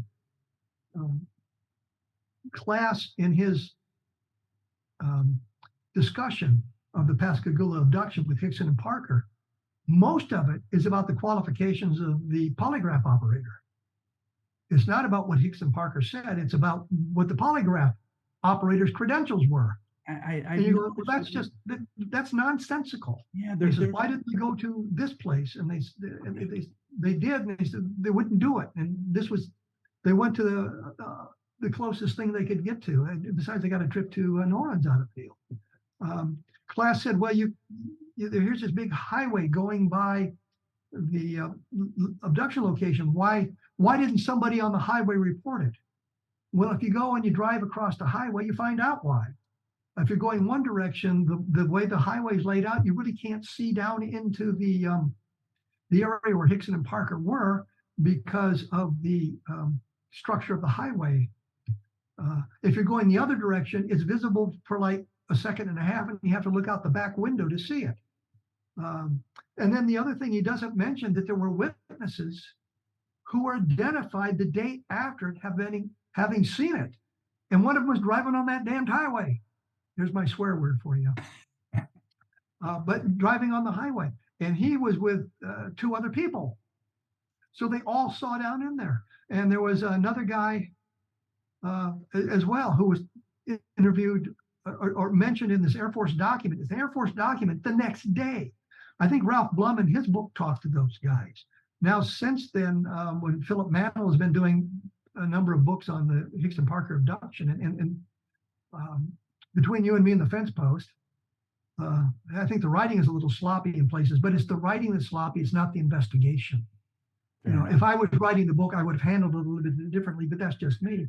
It's the investigation is important, and they've located a number of witnesses, and they said, well, where were you? What were you doing? There was a crane operator across the river that had a perfect view of the area.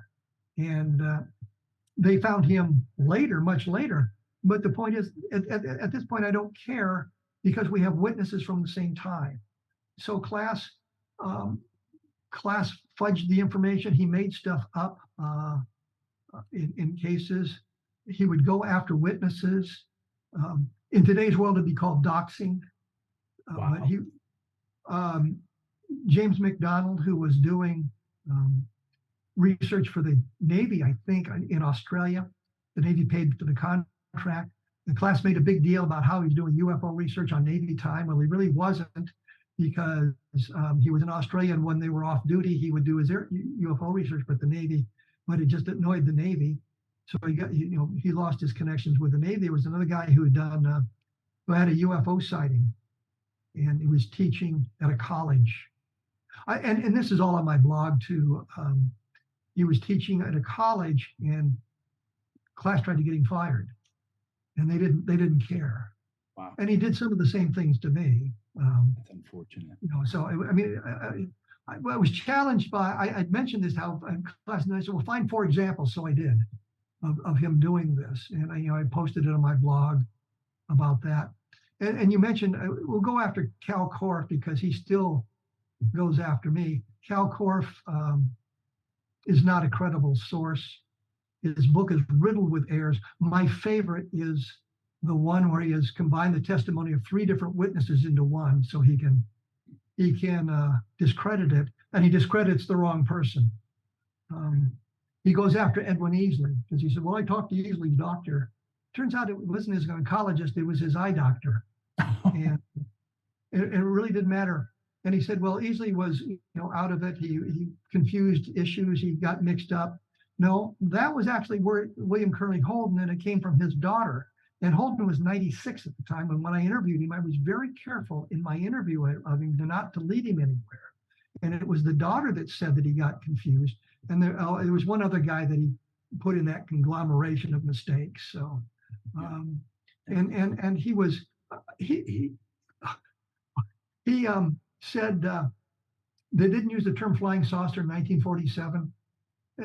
There was a point where he said, we had said, Jesse Marcel came home and said, with pieces of flying saucer. And Korff said, well, he couldn't have said that because they didn't use the term flying saucer in that time frame. And I'm thinking, didn't the Roswell Daily Record on July 8th, 1947 say RAAF captured flying saucer in Roswell reason?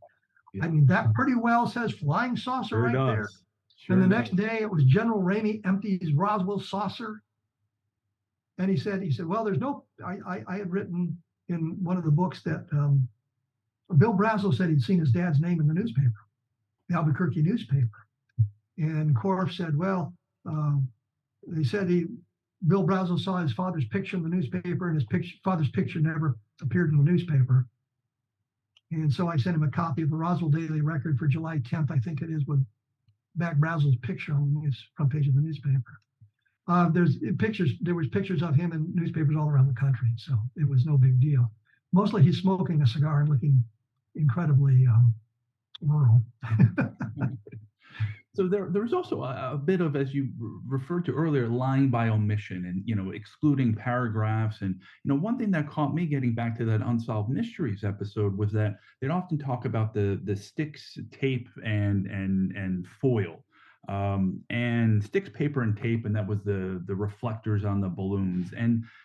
And then in hearing Loretta Proctor speak on the Unsolved Mysteries, and Loretta Proctor, again, for folks listening in, was the neighbor, was Mac Brazel's neighbor. And here's exactly what she said. He brought a little sliver of wood-looking stuff, and him and my husband tried to cut it and burn it, but it wouldn't whittle and it wouldn't burn. So she mentions wood. Then immediately she goes on to say, now I would say it looked like plastic, but back then we didn't have plastic. And to me, it makes perfect sense in that it wasn't wood. They just referred to it as wood because they didn't know what else to call it. Later on, to be fair, and proving that we know everything, she does mention some pinkish flowers or scribbling on the debris. Yes. But I think that is an outgrowth of watching other documentaries and things like that. Really? Okay. Because now originally described it as kind of a pencil-like size of a pencil, that sort of thing, and they did that sort of thing. And she didn't go down. They didn't go down to the debris field to look at the wreckage because, as she said at the time, tires cost money and gasoline cost money, and they just didn't have the resources to make this round trip, which would have probably been 15 miles one way from where their ranch house was 47 one way. Yeah. So yeah, and we found instances where the witnesses have added to the original story. Lydia Schleppe was the teletype operator for the radio stations. I think KGFL the parent station was in Albuquerque, and she was in Albuquerque, and was getting information from Johnny McBoyle, who was a reporter in the field and had gone out there and had seen that. And what she was putting on, she was interrupted and said, cease this transmission immediately. Well, this story appeared in a magazine article in 1976, 2 years before Mac Brazel I'm sorry, Jesse Marcel, talked about it publicly. So she's telling the story 2 years before that, and it's published. I mean, I found a copy of it. Others have found a copy as well, and it's a story that oh, can't remember the woman's name who was writing with Stan Friedman, but they had done a collaboration, and it's in an article they had done. Just 2 paragraphs, and it just says, it was interrupted. Now, Flock in his book and Korf in his book said, no, that couldn't happen. They couldn't have done it. Well, had they read her affidavit, she says in the affidavit, if there was an incoming transmission like that, a bell would ring and I'd flip a switch from transmit to receive. So they knew how it happened. It's in her affidavit talking about the switch she had. But also in the affidavit, she said, this is the FBI, cease this transmission.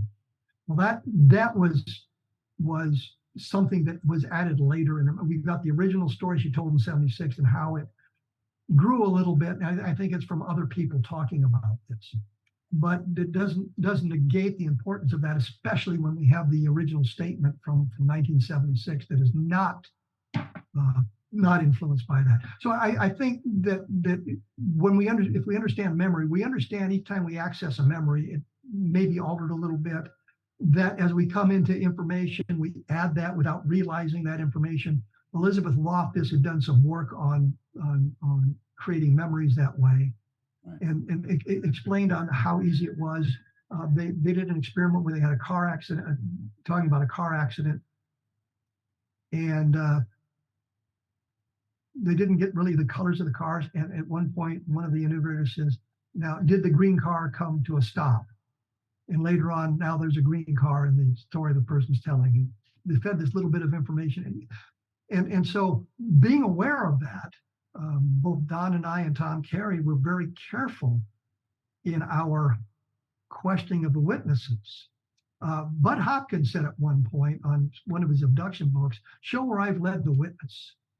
And I found a long transcript that he had published in one of the books where it's very clear he's leading the witness. Okay. And I said, challenge accepted, and here it is. Right. And I talked to Bud Hopkins a number of times about that. I don't think I was one of Bud Hopkins' favorite people. With the anti-abduction book I had written, and now I've come to the point where if there was an abduction, the Hicks and Parker case is the abduction because it's got all the elements you want, the ancillary witnesses, among other things. So, and I also think that Hopkins, I think, regressed both Parker and Hickson. Okay. And you can see some of his influences there. The hypnotic in those later interviews. So you have to be careful of that sort of thing. I noticed it in getting back to some of the stories that had been presented that they don't cross-examine the story, to use a legal analogy. They just kind of present their own story. There's not a lot of refutation. It's more of, all right, I'm not going to talk to your witnesses. I'm just going to present my own witnesses. And even in this telephone book, 3-inch thick, 800-page tome, the only witnesses they bring up are mostly Sheridan Cavett. And the people working with Mogul. And the people working with Mogul, and that was it. And so can you talk about Sheridan Cavett? And he's really the only person who was there in 1947 who was a soldier in the Army who has said differently, but even his story contradicts himself. Well, yeah, it certainly does. Before we go there, I used to get phone calls from Lieutenant McAndrews, the other author on the book. Right. And he was always trying to get me to change my story. Wow. He goes, well, you can tell me the truth. I won't print anything. And I'm thinking, yeah, that's the first thing that will happen. Just tell me you're in it for the money. He said, no, I'm interested because of the story. So I had communications with all these people about this. Sheridan Cavett was a counterintelligence officer in 1947, got to Roswell probably in the middle of June. Best we can figure. When we first met him, he said, no, he wasn't even there in July of 1947. He arrived later. And then he said, well, I had orders to get there, but I had a delay for leave before I got there. And finally he said, yeah, he was there in 1947. We said to him, we had him, Don Schmidt and I went to Sequim, Washington, where he lived. And we're talking about this. And I said to him, they described one of the guys as being from West Texas, able to ride horses and things like that. And Cabot says, well, it sounds like me, but I wasn't there. And then his wife, Mary, says, tell them about the colonel that came to visit you last month. Well, that was Weaver, who came to visit him. And so we got a different, yeah, he was there. But I think he got there. And I think it was Marcel had said, when he went and told Blanchard what was going on after he'd been to the sheriff's office, said, well, we've got this counterintelligence guy taking with him.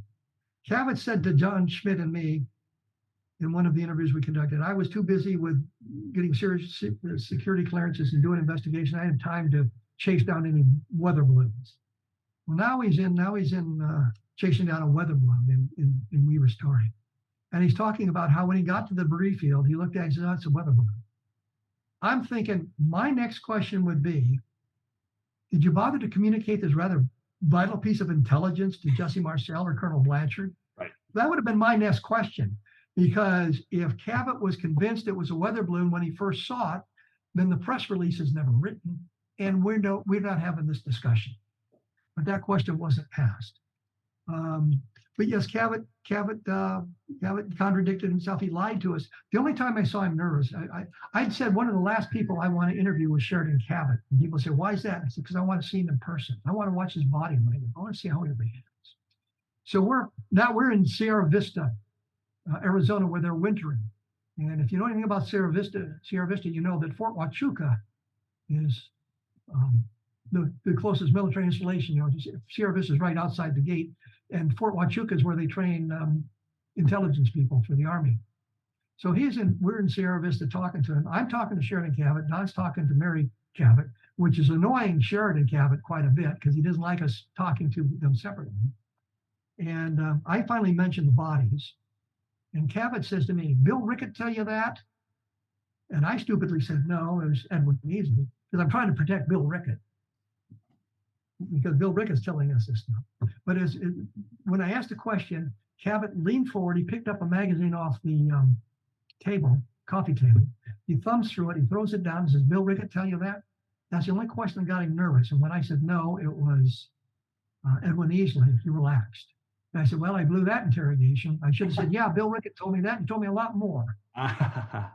Right. Bill Rickett, we were worried about Bill Rickett because Bill Rickett talked when he went to the debris field, it was only about 45 miles outside of Roswell. And we're thinking, no, it's a 45 minutes. It's like a 3-hour trip. And as we got deeper in the investigation, we found the debris field, we found an impact site, and we found a second one closer to Roswell. And that's the one that Rickett had gone to. So we found the site where Rickett had gone with Cabot. We didn't know about that when we interviewed Cabot, which if we'd known that would have been much better. But we have the story, what Rickett told us. And of course, that's outlined in the books. I think in Carey's and Schmidt's Witness to Roswell, there's that stuff.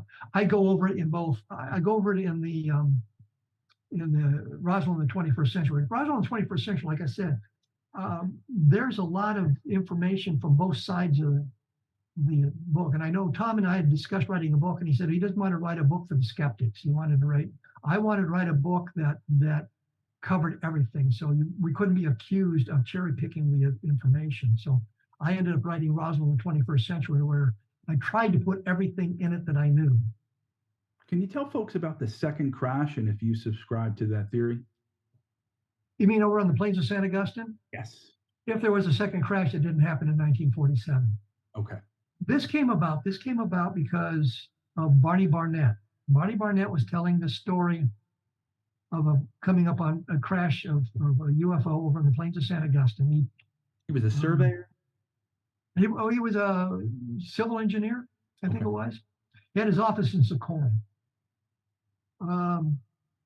We looked at that story. When Bill Moore and Charles Berlitz wrote the book, and Charles Berlitz not being the most credible author, he would tend to, again, cherry pick his information and sensationalize it. Okay.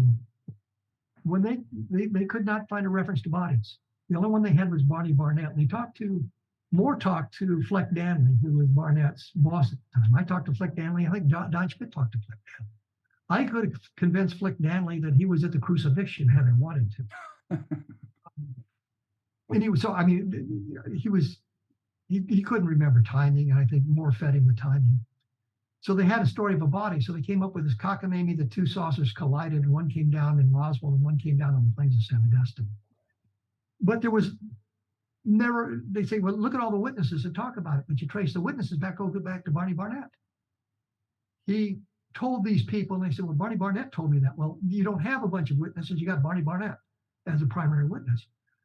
After we did the Unsolved Mysteries, which you're so fond of bringing up, a guy named Gerald Anderson called into the he was zip line and said that he was there as a 5-year-old kid. Right. I was the first one to talk to Anderson, and I got a different story than Stan Friedman got, by the way. Interesting. So here was corroboration for Barney Barnett. But it turns out we had found a bunch of archaeologists who were working in the area at the time.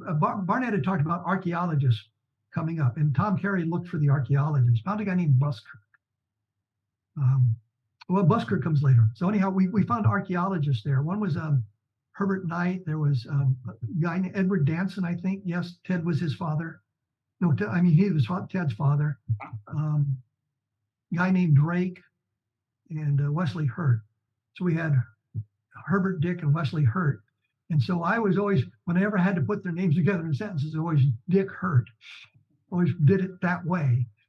But it turns out that Herbert Dick got to the plains of San Augustine on July 1st. We had been unable to pin down the date, and I think it was a guy named Campbell. I think it was Campbell who found a letter in the Harvard Archives.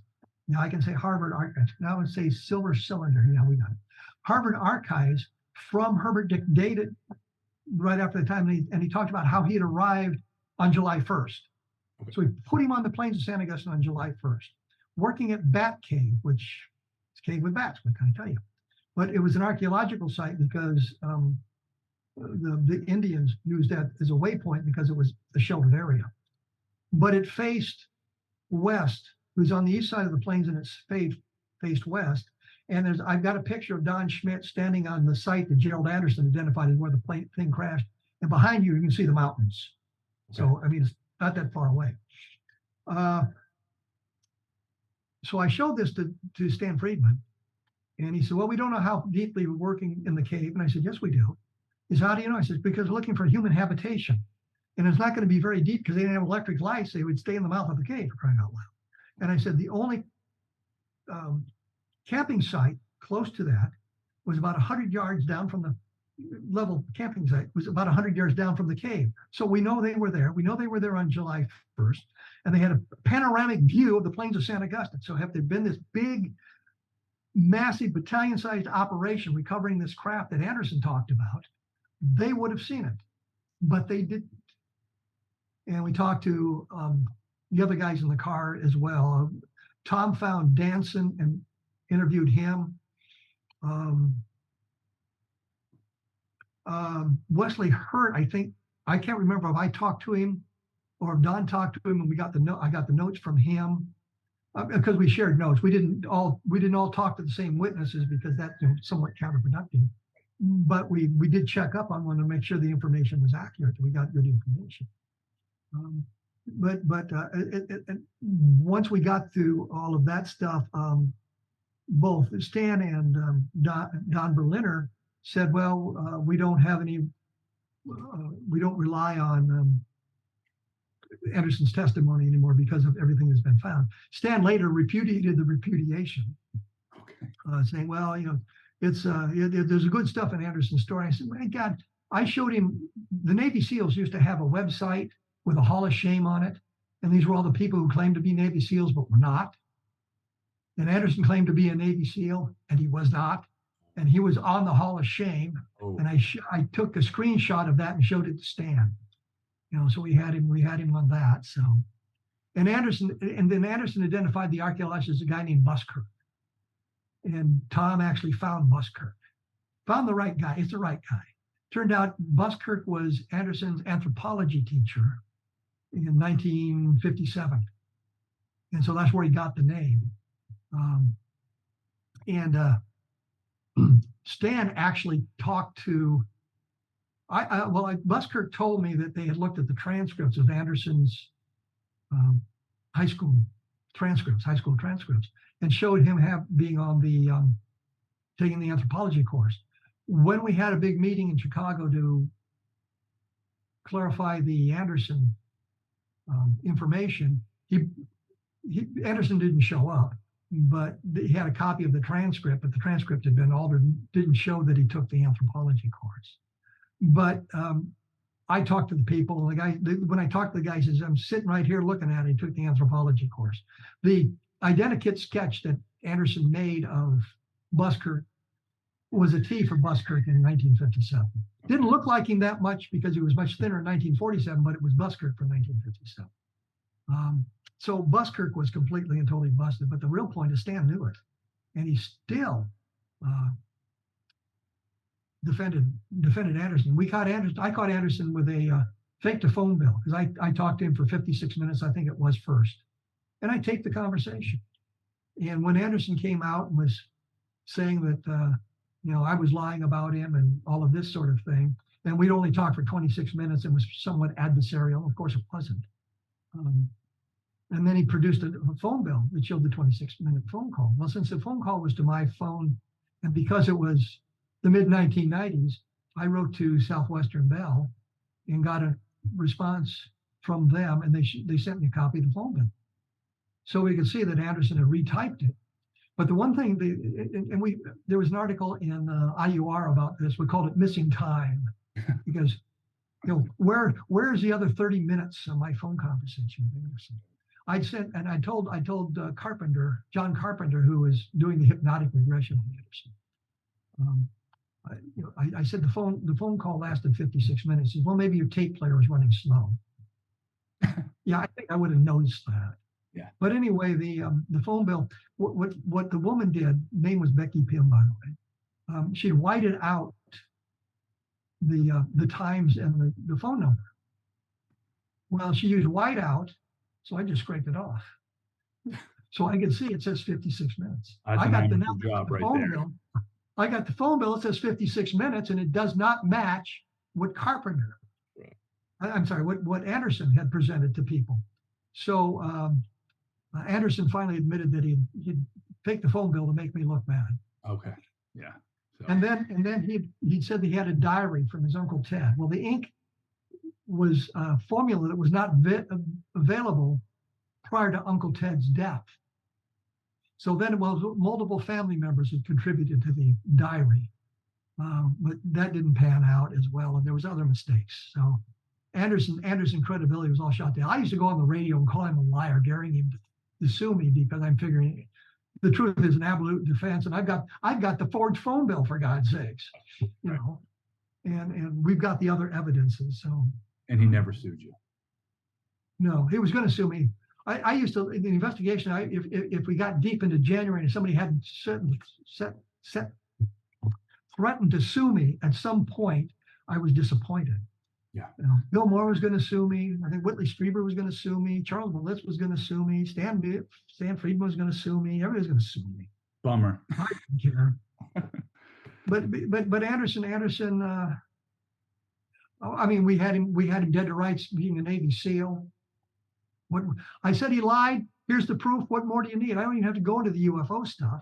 I had the fake phone bill. We had the fake phone bill and the real phone bill, and we put that all in the IU article, cleverly called "Missing Time." I think I published it on my blog, and I think it's in one of the Roswell UFO books where we talk about this stuff.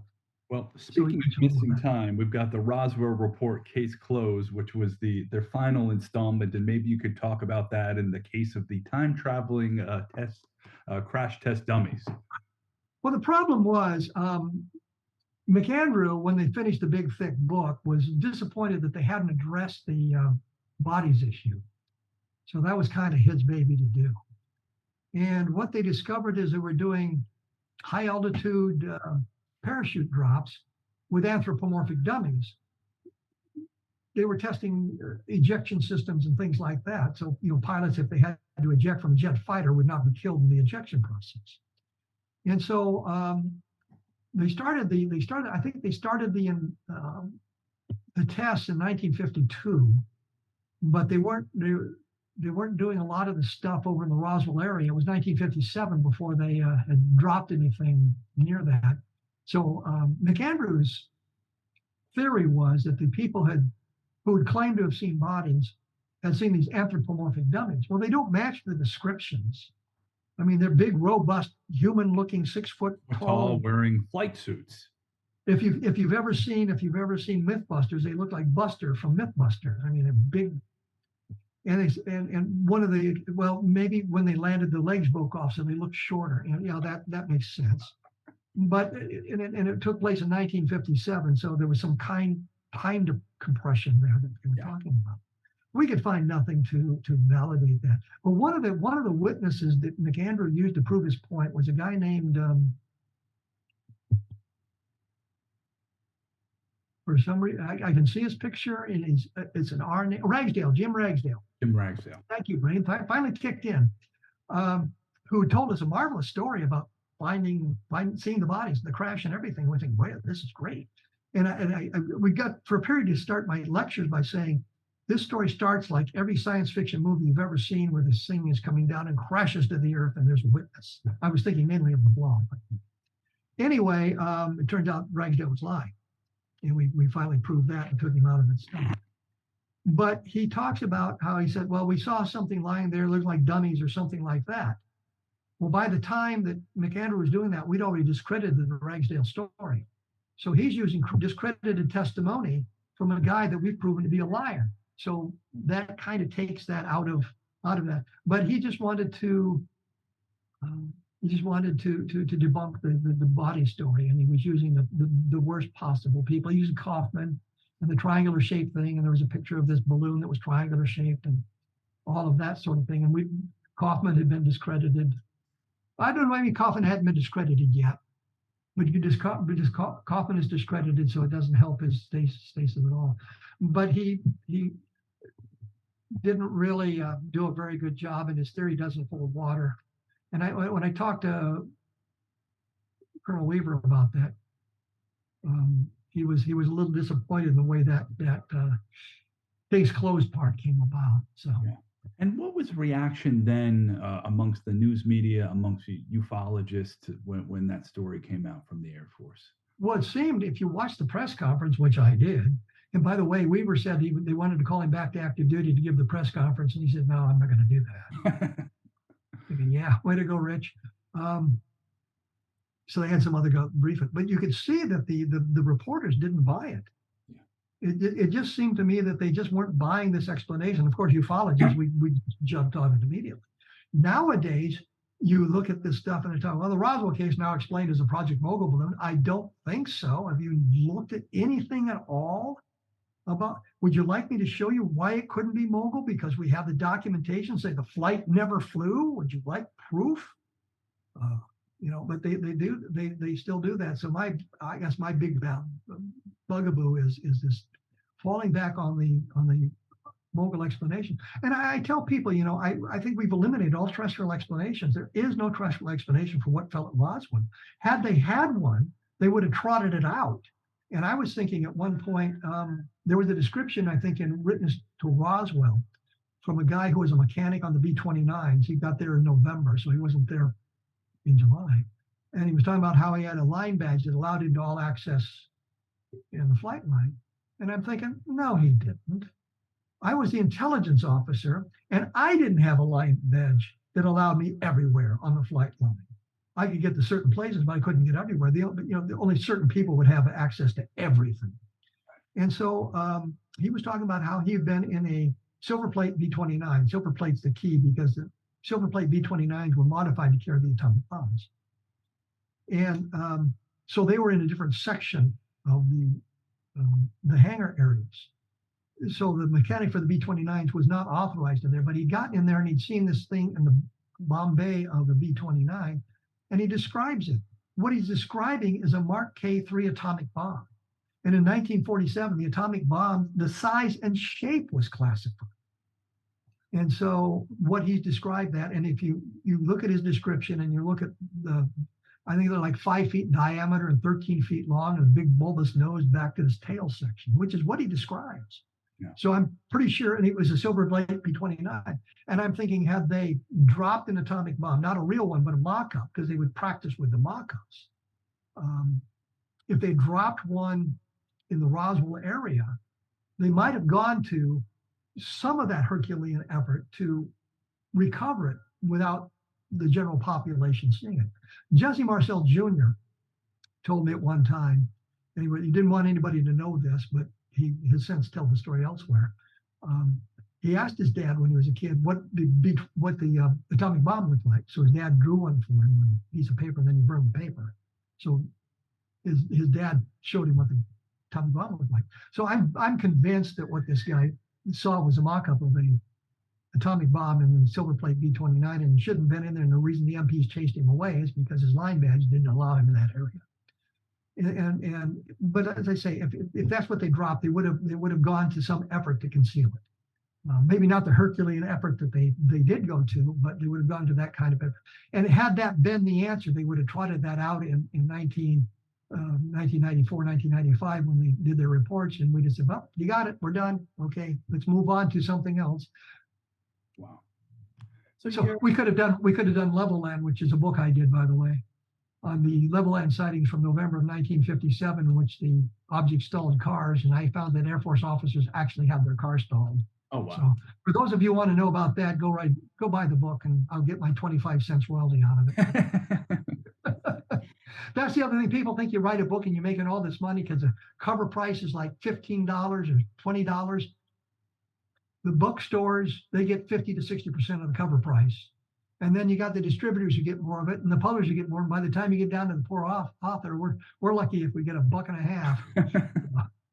Help me out, buy a copy of Level Land and learn everything that you did not know about the Level Land sighting. But I mean, there's another good bunch of sightings right there that I think that had that investigation been conducted properly in 1957, you and I would be having a different discussion today.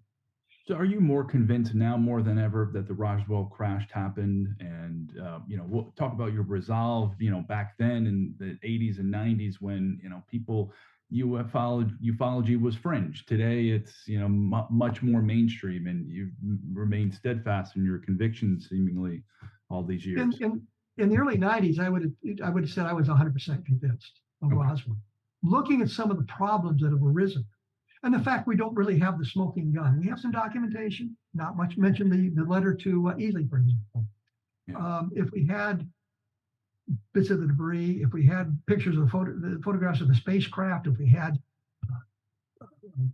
autopsies of the bodies, tangible things like that, then we can say yes. We have eliminated, and I say we, I'm thinking of Tom Carey, Don Schmidt, and me, among others, have eliminated all the terrestrial explanations. In fact, the Air Force helped us out on that by confirming our explanations for everything except Project Mogul. They said, they didn't say, these guys are right, but they said the same things. It wasn't a missile or rocket from White Sands. It wasn't this, it wasn't that. It was just Project Mogul. Well, I think we've eliminated Project Mogul. So we have no terrestrial explanation. Is that enough to leap over the fence into the extraterrestrial? I'm a little hesitant to make that leap. Okay. I've got people that I've talked to that I'm sure are credible, that were telling me the truth, such as Edwin Easley and General Exxon, Arthur Exxon, and Patrick Saunders, and some of the other officers, Bill Brazel. Got those people that have talked to us about that. The Proctors, Lydia Slippy, her little tiny bit of that story. Walter Hott, you could go on and on and on. So I lean toward the extraterrestrial, but I just can't leap across the fence into the pasture of extraterrestrial without something a little bit more tangible. I think if we were not talking about such an incredible event, first contact, in essence, we could make that leap a little bit easier. Right. But we're talking about that, and then the government has done such a wonderful job of hiding the information, discrediting credible people simply because they're telling these stories. We've got skeptics who, but not skeptics so much as debunkers, people who are rabidly anti-alien visitation, who will make stuff up. Or in the Level Land case, I had mentioned that the number of witnesses to the craft coming down, installing the car engines, for example. And one of these, skeptics said, well, there's 4 people who we stories that we cannot believe in that tale. And I know which four they were. And I got the name of the skeptic who had first published the story. I mean, the source, chasing footnotes in essence. And I wrote to the guy, emailed the guy, and we had a nice discussion. And it really was, I think there was one guy who the sheriff tried to find the next day or the day after. I think his name was Frank Williams, and they thought he lived in the area. I'm thinking he might have been traveling through. And so when they looked in the area in Hockley County, I think is where Levelland is, in the next county, both the sheriffs couldn't find this guy. I'm thinking he may have been traveling through, and that was why they couldn't find him. He wasn't a local; he was somebody else. Because there was another guy who was traveling through the area and had called in with his story after he told his parents about it, and they said, "You've got to call now." After the story was publicized the next day, so we knew there were people who were transient in the area. The sheriff said in one of his interviews there were hundreds of people who had seen the craft. I'm a little leery about that, but there were dozens of people. And like I said, is in my research, I found that the sheriff went out to look for the craft. The story is the sheriff went out and looked for the craft. He's reported saying, well, I saw a red streak in the distance. Prior to the Air Force showing up to investigate, he had been talking to reporters saying that he'd seen something much closer and it was oval shaped, bright red. Later on, he talked to Don Berliner. I think in 1975, talked to Don Berliner, saying the same thing. But immediately after the Air Force was there, he was talking about, I was just a streak in the distance. I didn't see that. So the sheriff had gone out to look for the craft. He was followed by the state police, which is the Texas Department of Public Safety. And there was a third car driven by Air Force officers who from Reese Air Force Base, which is 20 minutes from Roswell, not Roswell, from Levelland. So they're going out in this convoy, and clearly they got closer. The next day, according to research done by Don Berlin, said, yeah, there's a lot of Dons in this story. I mean, Dons are all over the place. I didn't even mention Don Kehoe yet, and he gets involved. Anyway, Burlinson went to Levelland some years later and was talking to the mechanic for the sheriff's department.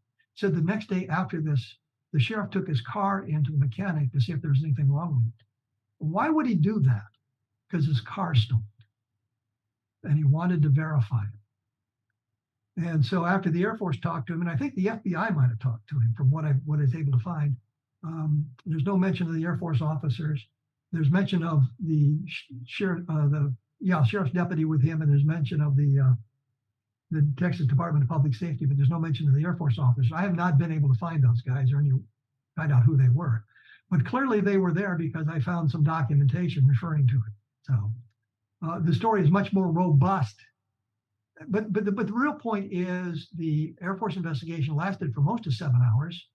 And I only say that because the Air Force investigator, a guy named Barth, he was a staff sergeant, E5, which is a mid-level enlisted guy, was in Levelland for 7 hours, but it's clear that he wasn't talking to anybody for the whole 7 hours. I think he had a nice lunch. Yeah. And then he went back and provided all these explanations. They finally came up, and it's still listed in the Project Blue Book files, that the Levelland case was solved by ball lightning. Well, 1957, even in today, scientists are still arguing about the reality of ball lightning. And ball lightning is very short-lived, very, very rare, never seen bigger than 24 inches in diameter. We got guys talking about huge egg-shaped craft landing within yards of them, bright red glow, staying on the ground for 5 or 10 minutes and then taking off. That's not ball lightning. Ball lightning lasts for seconds and then just pops out of existence. Yeah. So anyhow, the Levelland case, I think, is another great case that provides, there's no terrestrial explanation for it either. Yeah. So. And the name of that book is? Cleverly Levelland. Okay. Fair enough. Fair enough. You know, it's one of my cities books. Socorro, Levelland, Roswell.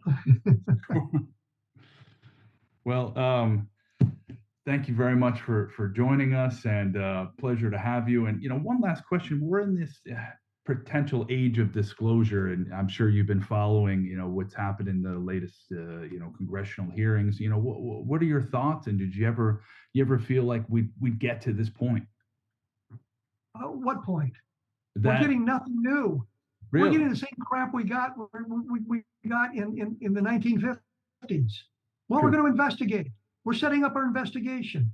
Well, we've got 144 cases. We're not sure what it is. We've solved one of them. Well, now they're all solved apparently. Well, here's the Go Fast video. It's a weather balloon at Oh, 13,000 feet. yes. And it may well be a weather balloon at 13,000 feet, but the point it was the same thing. I've sat through the NASA briefing that they had. I read and I put up on my blog a link to the 36-page report, which has got a lot of full-page photographs in it. Yeah. And it's all the same thing. While we're investigating, we're working with these people, we're working with that people, we're doing this sort of thing. I think they mentioned 3 or 4 different sightings in there, and only one is unidentified, and it's this object flying across the ground and probably terrestrial in nature. They just don't know what it is. They explained the other sightings. We find out that there's ARROW, the All-Domain Anomalous Research Resolution Office. office, yeah, something. Yeah, whatever. It's ARROW. It's they now have 800 reports. Supposedly, they're not stigmatizing pilots for reporting these sorts of things, but they're looking for military pilots. But it's the same thing. Ever since they announced they were going to start this investigation after those 3 videotapes were leaked. I mean, here we are years later, and we're no further along. Well, we're setting up the office. We're doing investigations. We're not telling you anything. So much for transparency. I mean, you look at even when Rush was in front of the Senate committee, he kept saying, "Well, I can't tell you that. Well, we'll do it in closed session." Right. And you're thinking, yeah, so much for transparency. And one of the cases he keeps referring to is this 1933 Italian case, which is a hoax.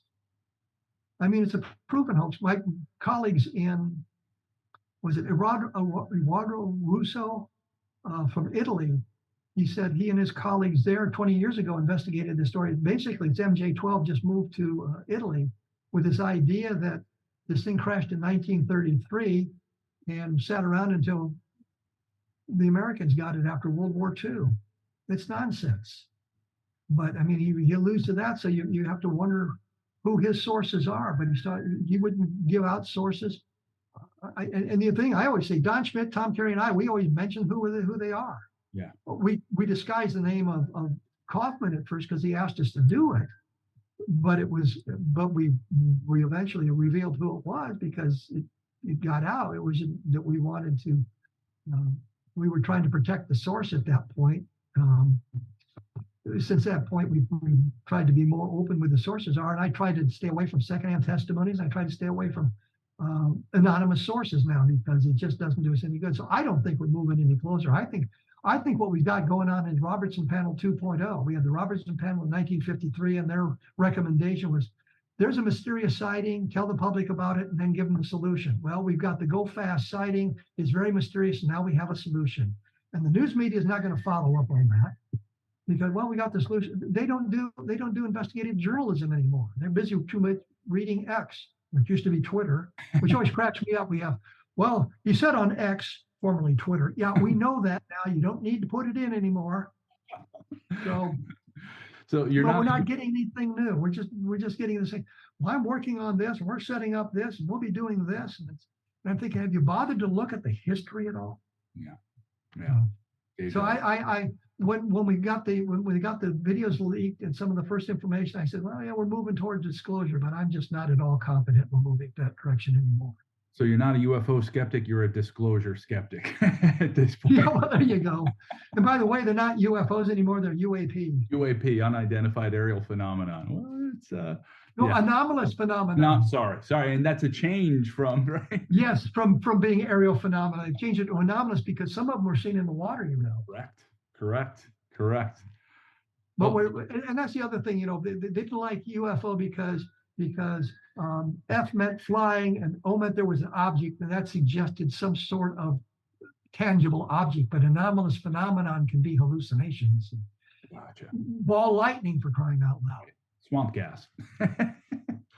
That's not fair, because when Alan Hynek showed up in Michigan for that sighting, he got off the airplane. He hadn't really looked at anything, and the reporter, "What is it? What is it?"